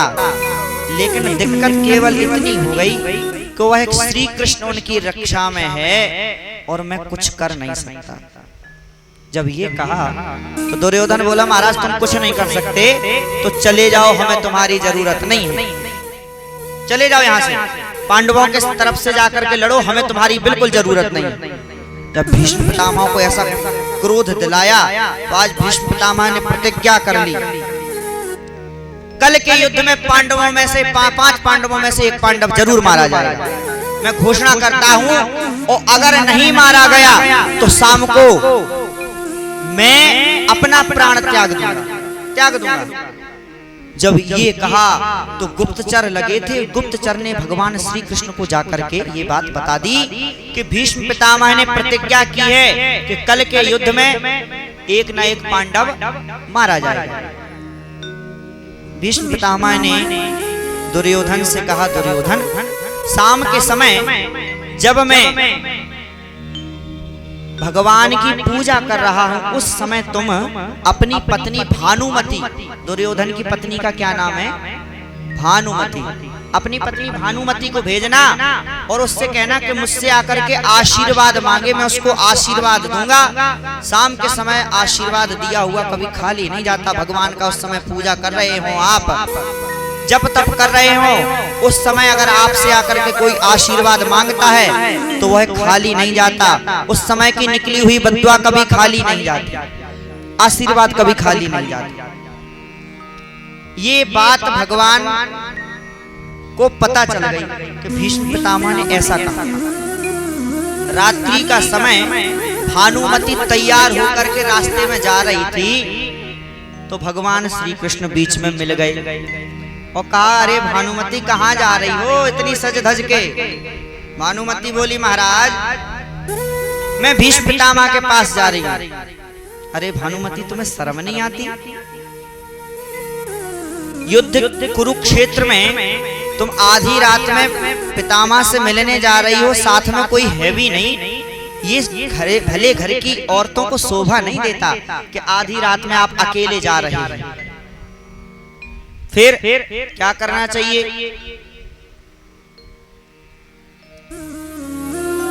बोले करना क्या चाहिए? आपको मिलना है, आप सुबह मिल लेना। ठीक है।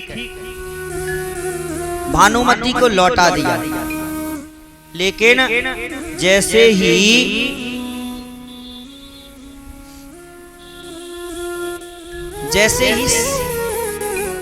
सांझ का समय हुआ, भगवान दौड़ते हुए आए। अरे द्रौपदी तैयार हो, जल्दी द्रौपदी तैयार हो जाओ। द्रौपदी ने कहा हुआ क्या, बताओ किस लिए तैयार होना है? बोले बस चलना है, जल्दी चलो। द्रौपदी आज तैयार हुई और भगवान ने द्रौपदी जी के जो पैर की चप्पल थी ना, जूते, वो भगवान ने कहा द्रौपदी तुम्हें ये जूते उतार दो, रात्रि में जा रहे हैं, आवाज हो रही, किसी को पता नहीं चलना चाहिए हम कहां जा रहे हैं। तो जूते उतार दिए, जूते उतार दिए और भगवान ने द्रौपदी जी के जूतों को लेकर के अपनी कांख में दबा करके और पीतांबर ओढ़ करके चल दी। द्रौपदी जी पहुंची भीष्म पितामह के शिविर में। बड़े गौर से सुनिएगा। भीष्म पितामह के शिविर में पहुंची। पितामह भीष्म समाधि में लीन थे, राम नाम जप रहे थे, पूरब की तरफ मुंह करके बैठे थे। द्रौपदी ने आकर के पीछे से प्रणाम किया, पितामह प्रणाम। जब प्रणाम किया तो प्रणाम करते समय द्रौपदी के हाथों की जो चूड़ियां थीं वो बजने लगी, और जब बजने लगी तो भीष्म पितामह ने सोचा कोई सधवा नारी है, कोई पतिव्रता नारी है। तो भीष्म पितामह ने आशीर्वाद दे दिया। आशीर्वाद मुख से निकला, सौभाग्यवती भव बेटी, तेरे हाथों की मेहंदी का रंग कभी नहीं छूटे बेटी, तेरे हाथों की मेहंदी का रंग कभी नहीं छूटे बेटी, तेरे हाथों की मेहंदी का रंग कभी नहीं छूटे। ये आशीर्वाद दिया। द्रौपदी बोली महाराज आशीर्वाद तुमने दे दिया, बहुत अच्छी बात, पर तुमने जो प्रतिज्ञा की है कि कल पांडवों में से एक पांडव मर जाएगा, और अगर एक भी पांडव मर गया तो आपका कहे आशीर्वाद झूठा नहीं जाएगा। पांचों पांडवों से एक भी पांडव मर गया तो मेरी मांग सुनी हो जाएगी। मेरे पांचों पतियों से अगर एक भी मारा जाएगा, आशीर्वाद तेरा बाबा क्या झूठा नहीं कहाएगा, आशीर्वाद तेरा बाबा क्या झूठा नहीं कहाएगा, आशीर्वाद तेरा बाबा क्या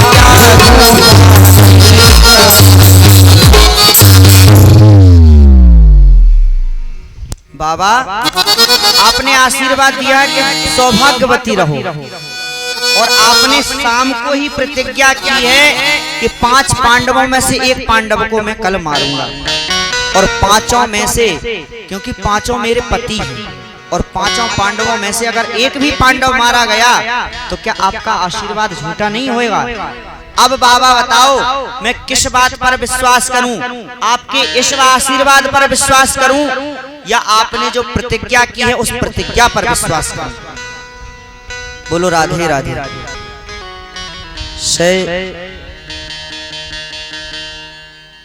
जब यह कहा भीष्म पितामह बोले बेटी तेरे इन प्रश्नों का पीछे उत्तर दूंगा, मैं पहले तुम ये बताओ तुम्हें यहां लाने वाला कौन है? द्रौपदी जी चुप। भगवान भीष्म पितामह जानते थे कि द्रौपदी इतनी रात में अकेली नहीं आ सकती, और इतनी गुप्त बात कि मैंने आज प्रतिज्ञा की है कि कल पांडवों को मारूंगा, इनके पास पहुंची कैसे? द्रौपदी तुम ये बताओ, तुम्हें लेकर के कौन आया है? द्रौपदी कुछ नहीं, चुप रही, बिल्कुल कुछ नहीं बोली। भीष्म बाबा दोबारे आकर के देखते हैं ड्योढ़ी पर, टहरी पर देखा तो भगवान श्री कृष्ण पीतांबर ओढ़े खड़े हैं और बगल में द्रौपदी जी की चप्पलों को दबाए। भीष्म पितामह ने देखा, आहा। जाकर के भीष्म पितामह ने प्रणाम किया और अंदर ले आए और द्रौपदी से कहने लगे, द्रौपदी आज तूने मेरे कुल को, मेरे खानदान को बहुत पवित्र कर दिया। क्यों? अरे जिसकी रक्षा करने वाला स्वयं बांके बिहारी है, उसको कौन मार सकता है? मेरी बेटी सुन द्रुपद सुता, अब जाओ विजय तुम्हारी हो। मेरी बेटी सुन द्रुपद सुता, अब जाओ विजय तुम्हारी हो। और पतियों का बाल न बांका हो, जब रक्षक कृष्ण मुरारी। पतियों का बाल बांका हो, जब रक्षक कृष्ण मुरारी। पतियों के बाल न बांका हो।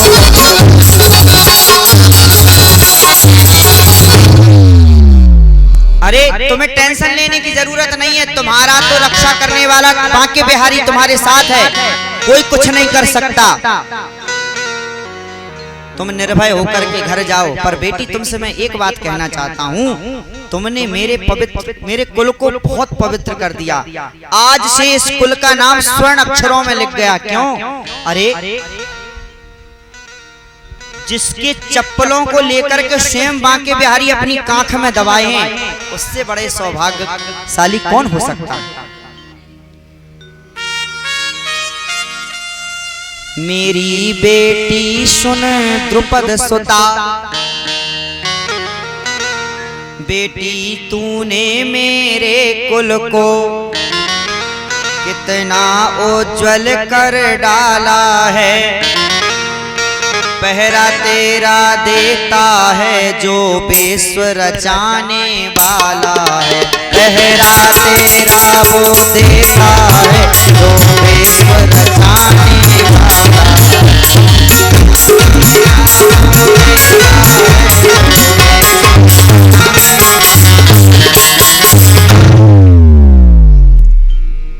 तुम्हारा तो वो पहरा दे रहा है जो विश्व को रचाने वाला है। तुम निश्चिंत होके अपने घर जाओ।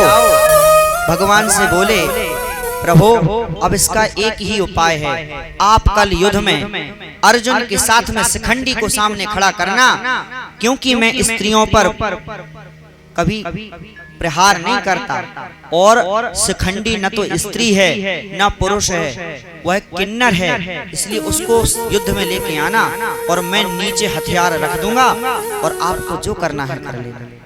लेकिन एक प्रतिज्ञा मेरी भी है, आज आपने मेरी एक प्रतिज्ञा तोड़ी, मैं भी एक कसम खाता हूँ, आज जो हरि शस्त्र ना कहाऊं तो लाजो गंगा जननी को शांतनु सत न कहाऊं।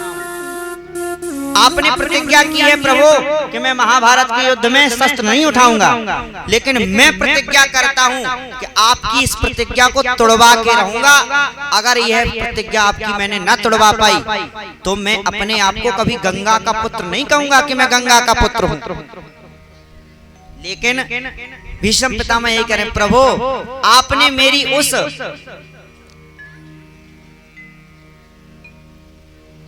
जो मैंने प्रतिज्ञा की थी, आपने मेरी प्रतिज्ञा रखने के लिए अपनी प्रतिज्ञा तोड़ दी।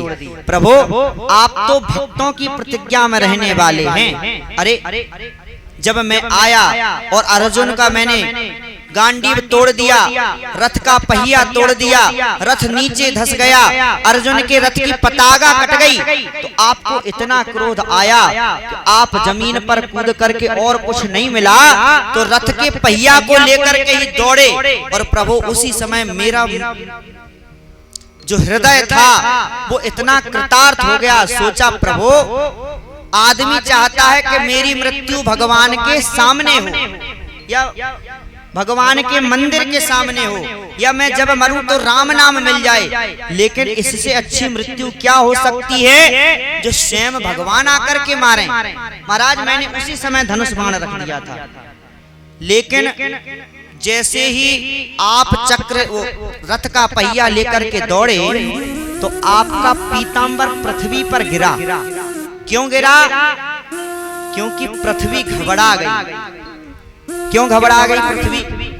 पृथ्वी इसलिए घबरा गई कि महाराज प्रभु जी तो प्रतिज्ञा भूलने लगे। इन्होंने अभी कुछ दिनों पहले प्रतिज्ञा की थी कि हम महाभारत के युद्ध में शस्त्र नहीं उठाएंगे, और ये कुछ दिन की प्रतिज्ञा भूल गए। तो मुझसे इन्होंने जो वादा किया था कि पृथ्वी तुम चिंता न करो, तुम्हारा भार मैं हल्का करूंगा, तो मुझे लगता है कहीं ये भूल ना गए हो। तो पृथ्वी घबरा गई। तो भगवान ने अपना पीतांबर नीचे छोड़ दिया और पृथ्वी को आश्वासन दिया, पृथ्वी तुम घबराओ नहीं, ये तो भक्तों की लीला करने के लिए मैंने स्वरूप धारण किया है। तुम्हारी प्रतिज्ञा मुझे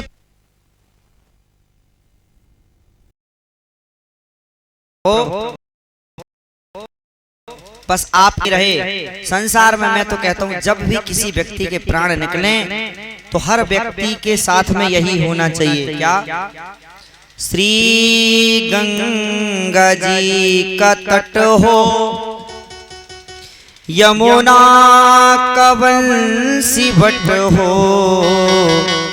मेरा सांवरा निकट हो, जब प्राण तन से निकले इतना तो करना स्वामी, इतना तो करना स्वामी, जब प्राण तन से निकले इतना तो करना स्वामी, जब प्राण तन से निकले इतना तो करना स्वामी, जब प्राण तन से निकले इतना तो करना स्वामी, जब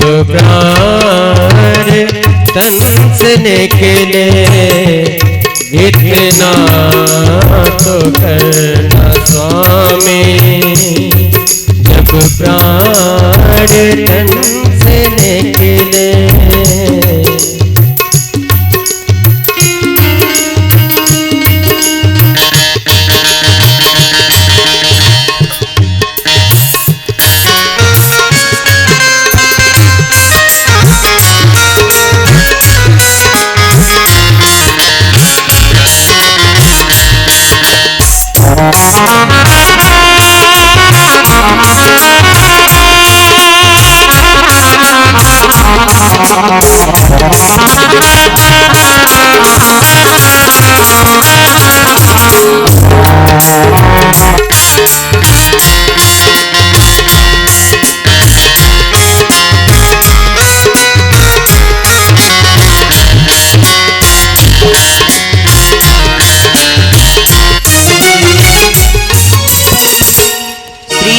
गंगा जी का तट हो, यमुना का बंसी बट हो,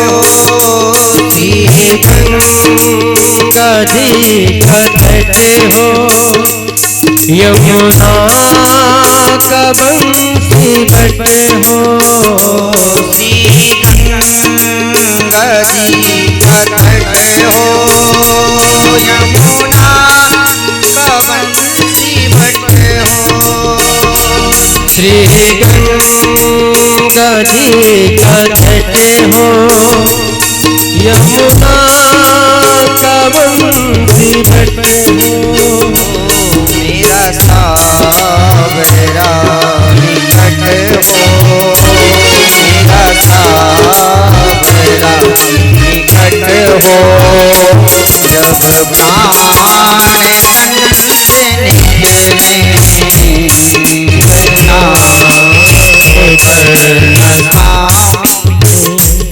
जब प्राण तन से निकले इतना तो करना स्वामी, जब प्राण तन से निकले गोविंद नाम लेकर, गोविंद नाम लेकर जब प्राण तन से निकले इतना तो करना स्वामी।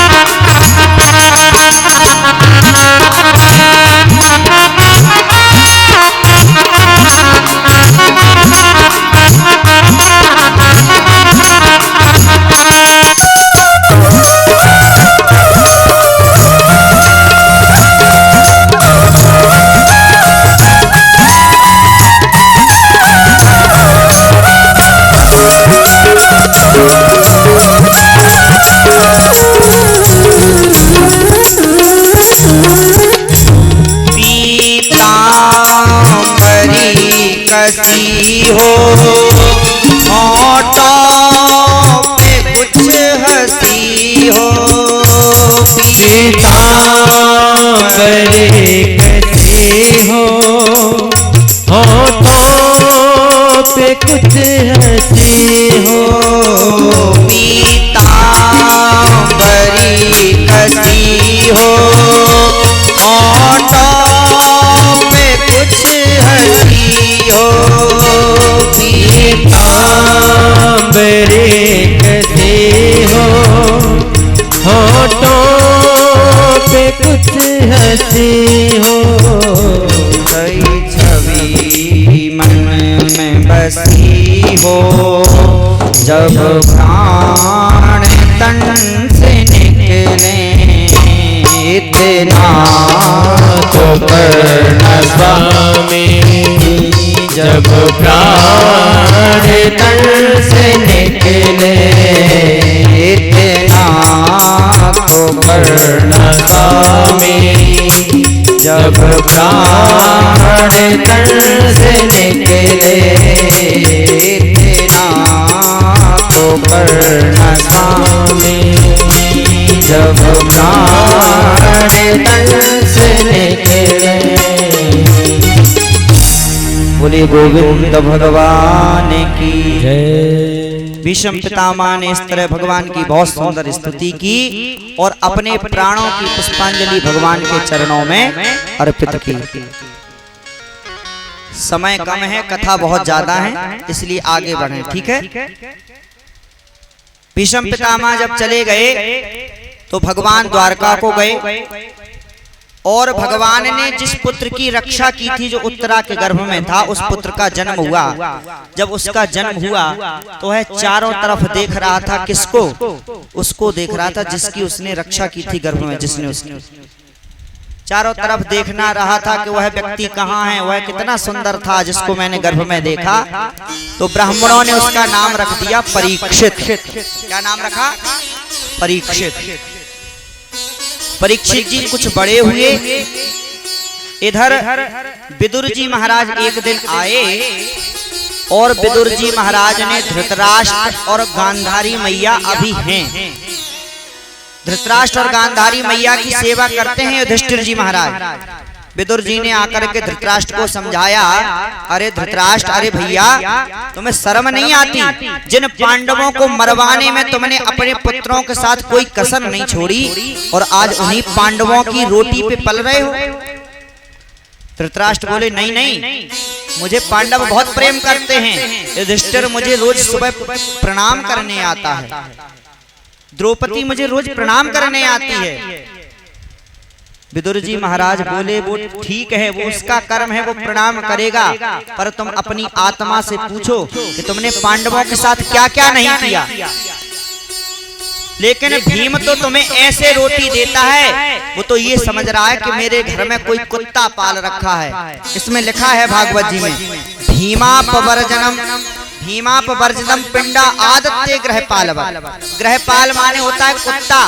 भीम तो ऐसे रोटी डाल के जाता है तुम्हें जैसे कि कुत्ता। इसलिए धृतराष्ट्र जी महाराज आप भजन करो भगवान का, छोड़ो घर द्वार। धृतराष्ट्र बोले हम आंखों से अंधे कहां जाएंगे। विदुर जी महाराज बोले हम ले चलेंगे आपको, हमारे साथ चलेंगे। विदुर जी महाराज धृतराष्ट्र और गांधारी को लेकर के गए। इधर कुछ समय बीता तो अर्जुन जी महाराज द्वारका गए हैं भगवान श्री कृष्ण के साथ। आज 7 महीने हो गए अर्जुन लौट करके नहीं आए।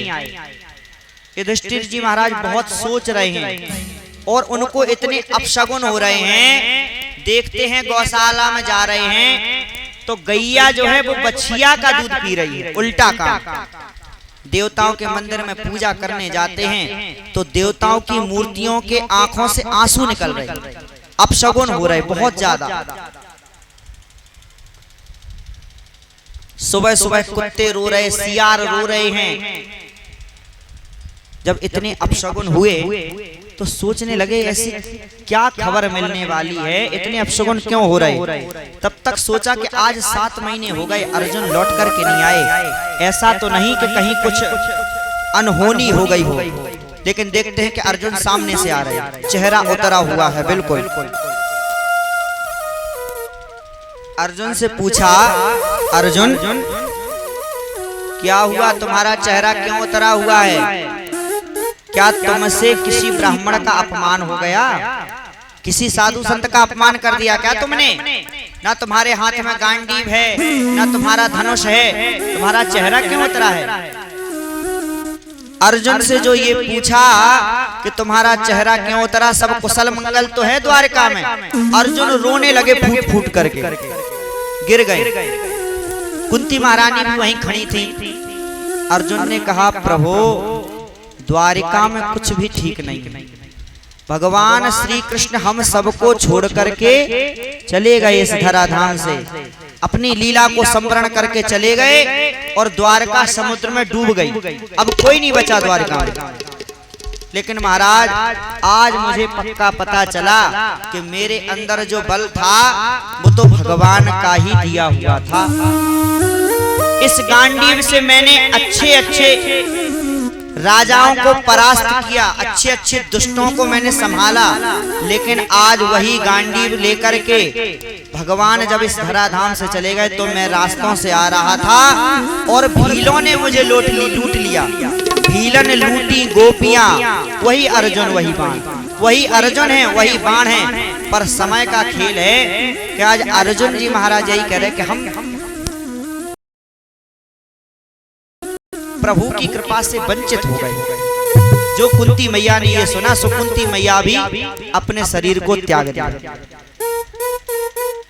युधिष्ठिर जी महाराज ने अपने नाती परीक्षित को राजा बनाया और युधिष्ठिर जी महाराज 5 भाइयों को द्रौपदी जी को लेकर के स्वर्ग की तरफ चले गए, स्वर्गारोहण किया।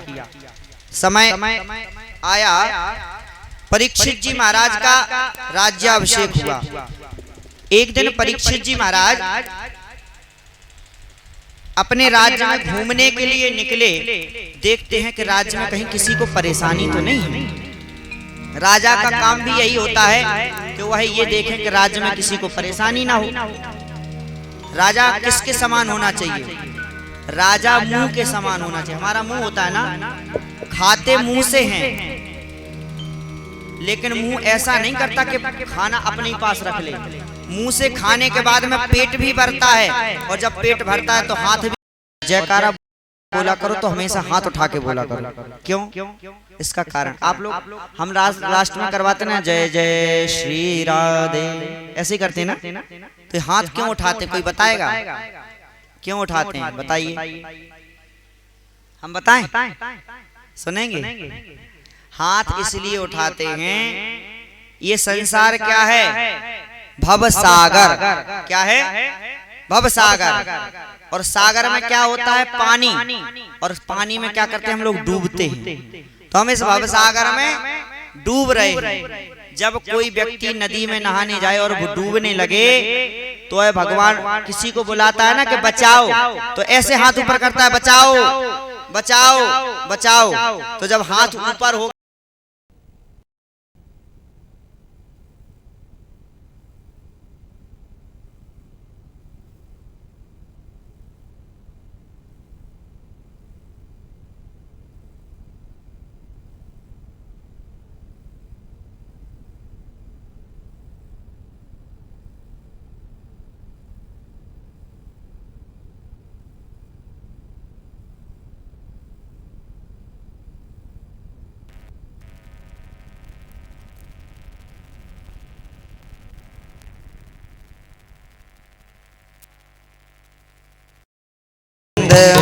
मेरो है गोपाल मेरो है, गोविंद मेरो है गोपाल मेरो है, गोविंद मेरो है गोपाल मेरो है।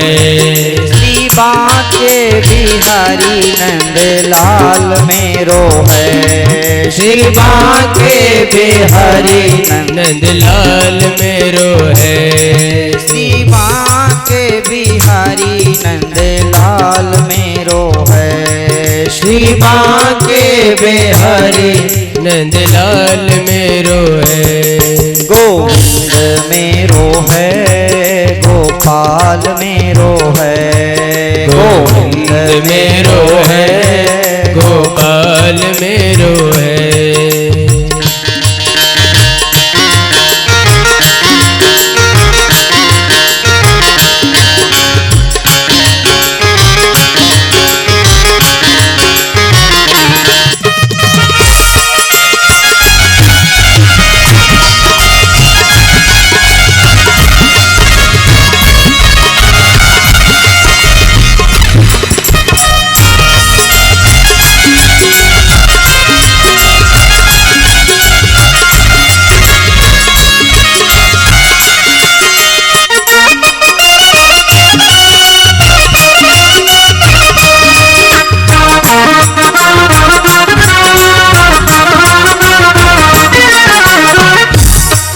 यशोदा को दुलारो नंदलाल मेरो है, यशोदा को दुलारो नंदलाल मेरो है। हम सब को ही प्यारो गोपाल मेरो है, हम सब को ही प्यारो नंदलाल मेरो है। इन सब को भी प्यारो गोपाल मेरो है, इन सब को ही प्यारो नंदलाल मेरो है। गोविंद मेरो है गोपाल मेरो है, गोविंद मेरो है गोपाल मेरो है। गोविंद मेरो है गोपाल मेरो है, गोविंद मेरो है गोपाल मेरो है। गोविंद मेरो है गोपाल मेरो है, गोविंद मेरो है गोपाल मेरो है।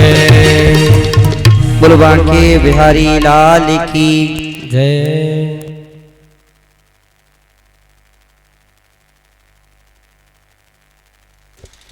तो परीक्षित जी महाराज ने कलयुग को स्थान दे दिया, 4 स्थान दिए शरणागत जान करके। कौन कौन से 4 स्थान दिए? द्यूतम पानम स्त्रियः सूना, जहां जुआ खेल रहा हो वहां तुम रह जाओ, जहां शराब पी जाती हो मदरापान होता हो वहां रह जाओ कलयुग, जहां वैश्यालय हो, स्त्रियों का हरण होता हो, स्त्रियों का जिस घर में अपमान होता हो उस घर में रह जाओ, और जहां अहिंसा हिंसा होती हो, हिंसा, जहां पशु पक्षी काटे जा रहे हैं उस घर में तुम रह जाओ। कलयुग बोला महाराज ये तो सब तुमने ऐसे ही स्थान दे दिए, अरे मेरा एक गुण भी तो सुन लो। आपने मैं खराब हूं तो सब खराब ही स्थान दे दिए। एक गुण मेरे अंदर है अच्छा, उसको सुनो और उसके हिसाब से एक स्थान और दे दो। बोले क्या गुण है तुम्हारे अंदर? बोले मेरे अंदर ये गुण है, जो फल त्रेता में जप करने से, द्वापर में तप करने से, सतयुग में भजन करने से नहीं मिलता है, वह फल केवल और केवल कलयुग में राम के नाम लेने से मिल जाता है। यत् फलम नास्ति तपसा न योगेन न समाधिना तत्फलम लभते सम्यक कीर्तनात्। कलयुग में केशव के कीर्तन से वह फल मिल जाता है। तो महाराज एक स्थान इस अच्छे विचार को सुनकर के दे दीजिए सोचकर। कलयुग से परीक्षित जी महाराज बोले ठीक है, एक स्थान और दिया, किसमें? सोने में। तो सोने में कलयुग का वास है, इसलिए हमने आपसे कहा है कि सोना आपके घर में जितना भी है वो सब भागवत पे चढ़ा दो। क्यों? क्योंकि उसमें कलयुग का वास है। पर ऐसा नहीं है, सोने में भगवान का भी वास है। छोटे हम जब थे, खेलते थे गांव में, हमने भी खेला है, तो गेंद जब खेलते थे तो नाली में चली जाती थी, तो उसको उठा लेते थे, और उठा लेते थे तो मम्मी देख लेती थी, माताजी कहती थी तुम छूत के हो गए, अब घर में मत घुसना। तो गंगा जल नहीं होता तो क्या करती थी? पानी लिया और कान में ऐसे लगाया, सोने का पानी। तो कहते सोने का पानी बहुत शुद्ध था और छिड़क दिया, बोले शुद्ध हो गए। या फिर कान में लगाने का दूसरा मतलब ये है, हमसे अगर कोई गलती हो जाती है तो हम क्या कान पकड़ते हैं? क्यों कान पकड़ते हैं? हमसे गलती हो जाती है, हम नाक क्यों नहीं पकड़ते?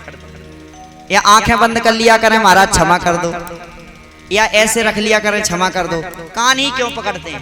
क्षमा किसी मांगते कान पकड़ते हैं ना। इस जगह पर कान में ये जो जगह है ना, इसमें समुद्रों का, 7 समुद्रों का वास है। इस जगह सारे समुद्र हैं, इस जगह सारी नदियां विराजित हैं, ऐसा कहा गया है। तो हमसे कोई गलती हो जाती, कोई अपराध बन जाता, तो हमने सोच लिया कान पकड़ लिया, यानी हमने समुद्र में स्नान कर लिया, हमने नदियों में स्नान कर लिया, हमारी गलती खत्म हो गई। इसलिए ऐसा होता है। सोने में भगवान का भी वास होता है। भगवान कहते हैं धातु नाम अस्मि कांचनम, मैं धातुओं में सोना हूं। अब पता कैसे चले कि कौन से सोने में कलयुग का वास है और कौन से सोने में भगवान का वास है? तो इसको पता लगाने के लिए बहुत अच्छी बात ये है कि जो सोना आपने मेहनत से कमाया है, पैसा उससे बनवाया है, उस सोने में तो भगवान का वास है। और जो सोना अपने भैया के घरवाली का आपने दबा के रख लिया है, उस सोने में तो कलयुग का ही वास है। जो बेईमानी से कमाया गया उसमें कलयुग का वास है, और वह कभी आपको फल नहीं देगा। ऐसा कहा गया है स्कंद पुराण में, अन्यायेन अर्जितम वित्तम 10 वर्षाणि तिष्ठति। अन्याय से कमाया हुआ धन केवल 10 साल तक आपको फल देगा, 10 साल तक आप सुखी रहेंगे। हम लोग देखते हैं ना, कहते हैं महाराज जी उसने इतनी बेईमानी की लेकिन सबसे ज्यादा सुखी वही है, यही तो कहते हैं सुखी रहता है। तो केवल 10 वर्ष तक सुखी रहेगा। प्राप्तेषु 11 वर्षे समूलम तद विनश्यति। 11वें वर्ष में मूल सहित उस खानदान का विनाश हो जाता है जो किसी का धन का हरण करता है। इसलिए कभी किसी की बेईमानी ना करो, जो है दे दो जिसका। अपने धन आया कुछ नहीं, जब आवे संतोष धन सब धन धूरी समान। गोधन गज धन बाज धन और रतन धन खान, और जब आवे संतोष धन सब धन धूरी समान। तो संतोष धन सबके पास होना चाहिए, संतोषी रहो, संतोषी सर्वथा सुखी, ऐसा कहते हैं। जितना है भगवान ने बहुत दिया। साईं इतना दीजिए जामे कुटुंब समाए, और मैं भी भूखा ना रहूं साधु न भूखा जाए। इतना दे दो प्रभु, हम भी भूखे ना रहें, हमारे द्वार पर कोई आ जाए तो वो भी भूखा ना जाए। तो परीक्षित जी ने कलयुग को 5 स्थान दे दिए। शराब, जुआ, स्त्रियों का जहां अपमान हो रहा है वहां पर, और हिंसा। तो कलयुग को बांध दिया इन 4 स्थानों में। हम लोग कहते हैं कलयुग चल रहा है, हम लोग यही कहते हैं ना महाराज जी कलयुग चल रहा है, इसलिए व्यक्ति की स्थिति खराब है। ठीक, एक बात बताइए, कलयुग खुद आया या हम कलयुग में जाते हैं? पूछो कैसे? कलयुग खुद नहीं आता घर में, हम लोग कलयुग में जाते हैं। आपके द्वार पर सब्जी बिकने आती है, ठिलिया रख के सब्जी भी बेचने आ जाता है, आती कि नहीं आती? शहरों में सब्जी बिकने द्वार पे ही आ जाती है। दूध वाला भी द्वार पे ही दूध दे जाता है। ठीक है, यहाँ तक कि कपड़े वाला भी द्वार पे कपड़े कभी कभी बेच जाता है। और तो और कभी कभी पायलें, अंगूठियां आर्टिफिशियल द्वार पर आकर के बिकती हैं। पर कभी आपने ये देखा है कि द्वार पे एक शराब वाला चिल्ला रहा है, पौआ ले लो, अद्धा ले लो, पौना ले लो? होता है? अद्धा पौआ लेने के लिए कहाँ जाएंगे हम? ठेका पे। तो कलयुग हमारे घर में नहीं आ रहा है, हम कलयुग में जाते हैं। या कभी द्वार पे ये बिकते हुए सुना है आपने कि मुर्गे का मांस ले लो? सुना है? गधा का मांस ले लो? सुना है? नहीं सुना? लेने जाते हैं हम लोग। तो इसका मतलब कलयुग आता नहीं है, हम कलयुग में जाते हैं। कलयुग आया नहीं है, हम कलयुग में चले गए। अपने आप को कलयुग से दूर रखेंगे तो आपका घर सतयुग जैसा हो जाएगा। खैर, परीक्षित जी ने 4 स्थान दिए, 5वां सोने को स्वर्ण में स्थान दिया। एक दिन परीक्षित जी आखेट खेलने गए जंगल में, सोने का मुकुट लगाया, जरासंध का अपने सिर पर रखा, और जंगल में जब गए तो प्यास लगी। और प्यास लगी तो समीक ऋषि का आश्रम था, और समीक ऋषि के आश्रम में गए। सोचा ऋषि महात्मा है, पानी पीने को मिल जाएगा। लेकिन ऋषि महात्मा की समाधि लगी थी। परीक्षित जी के माथे पर सोने का मुकुट था, वो था जरासंध का, और जरासंध का मुकुट था तो वह पाप की कमाई थी। तो उसमें कलयुग बैठ गया सोने में, और कलयुग ने बुद्धि बिगाड़ दी। परीक्षित जी ने सोचा ये साधु महात्मा जप तप नहीं कर रहे, मुझे देख करके आंखें बंद कर ली इन्होंने। परीक्षित जी को क्रोध आया और परीक्षा लेने के लिए मरा हुआ सर्प पड़ा था उठा करके और उनके गले में डाल दिया।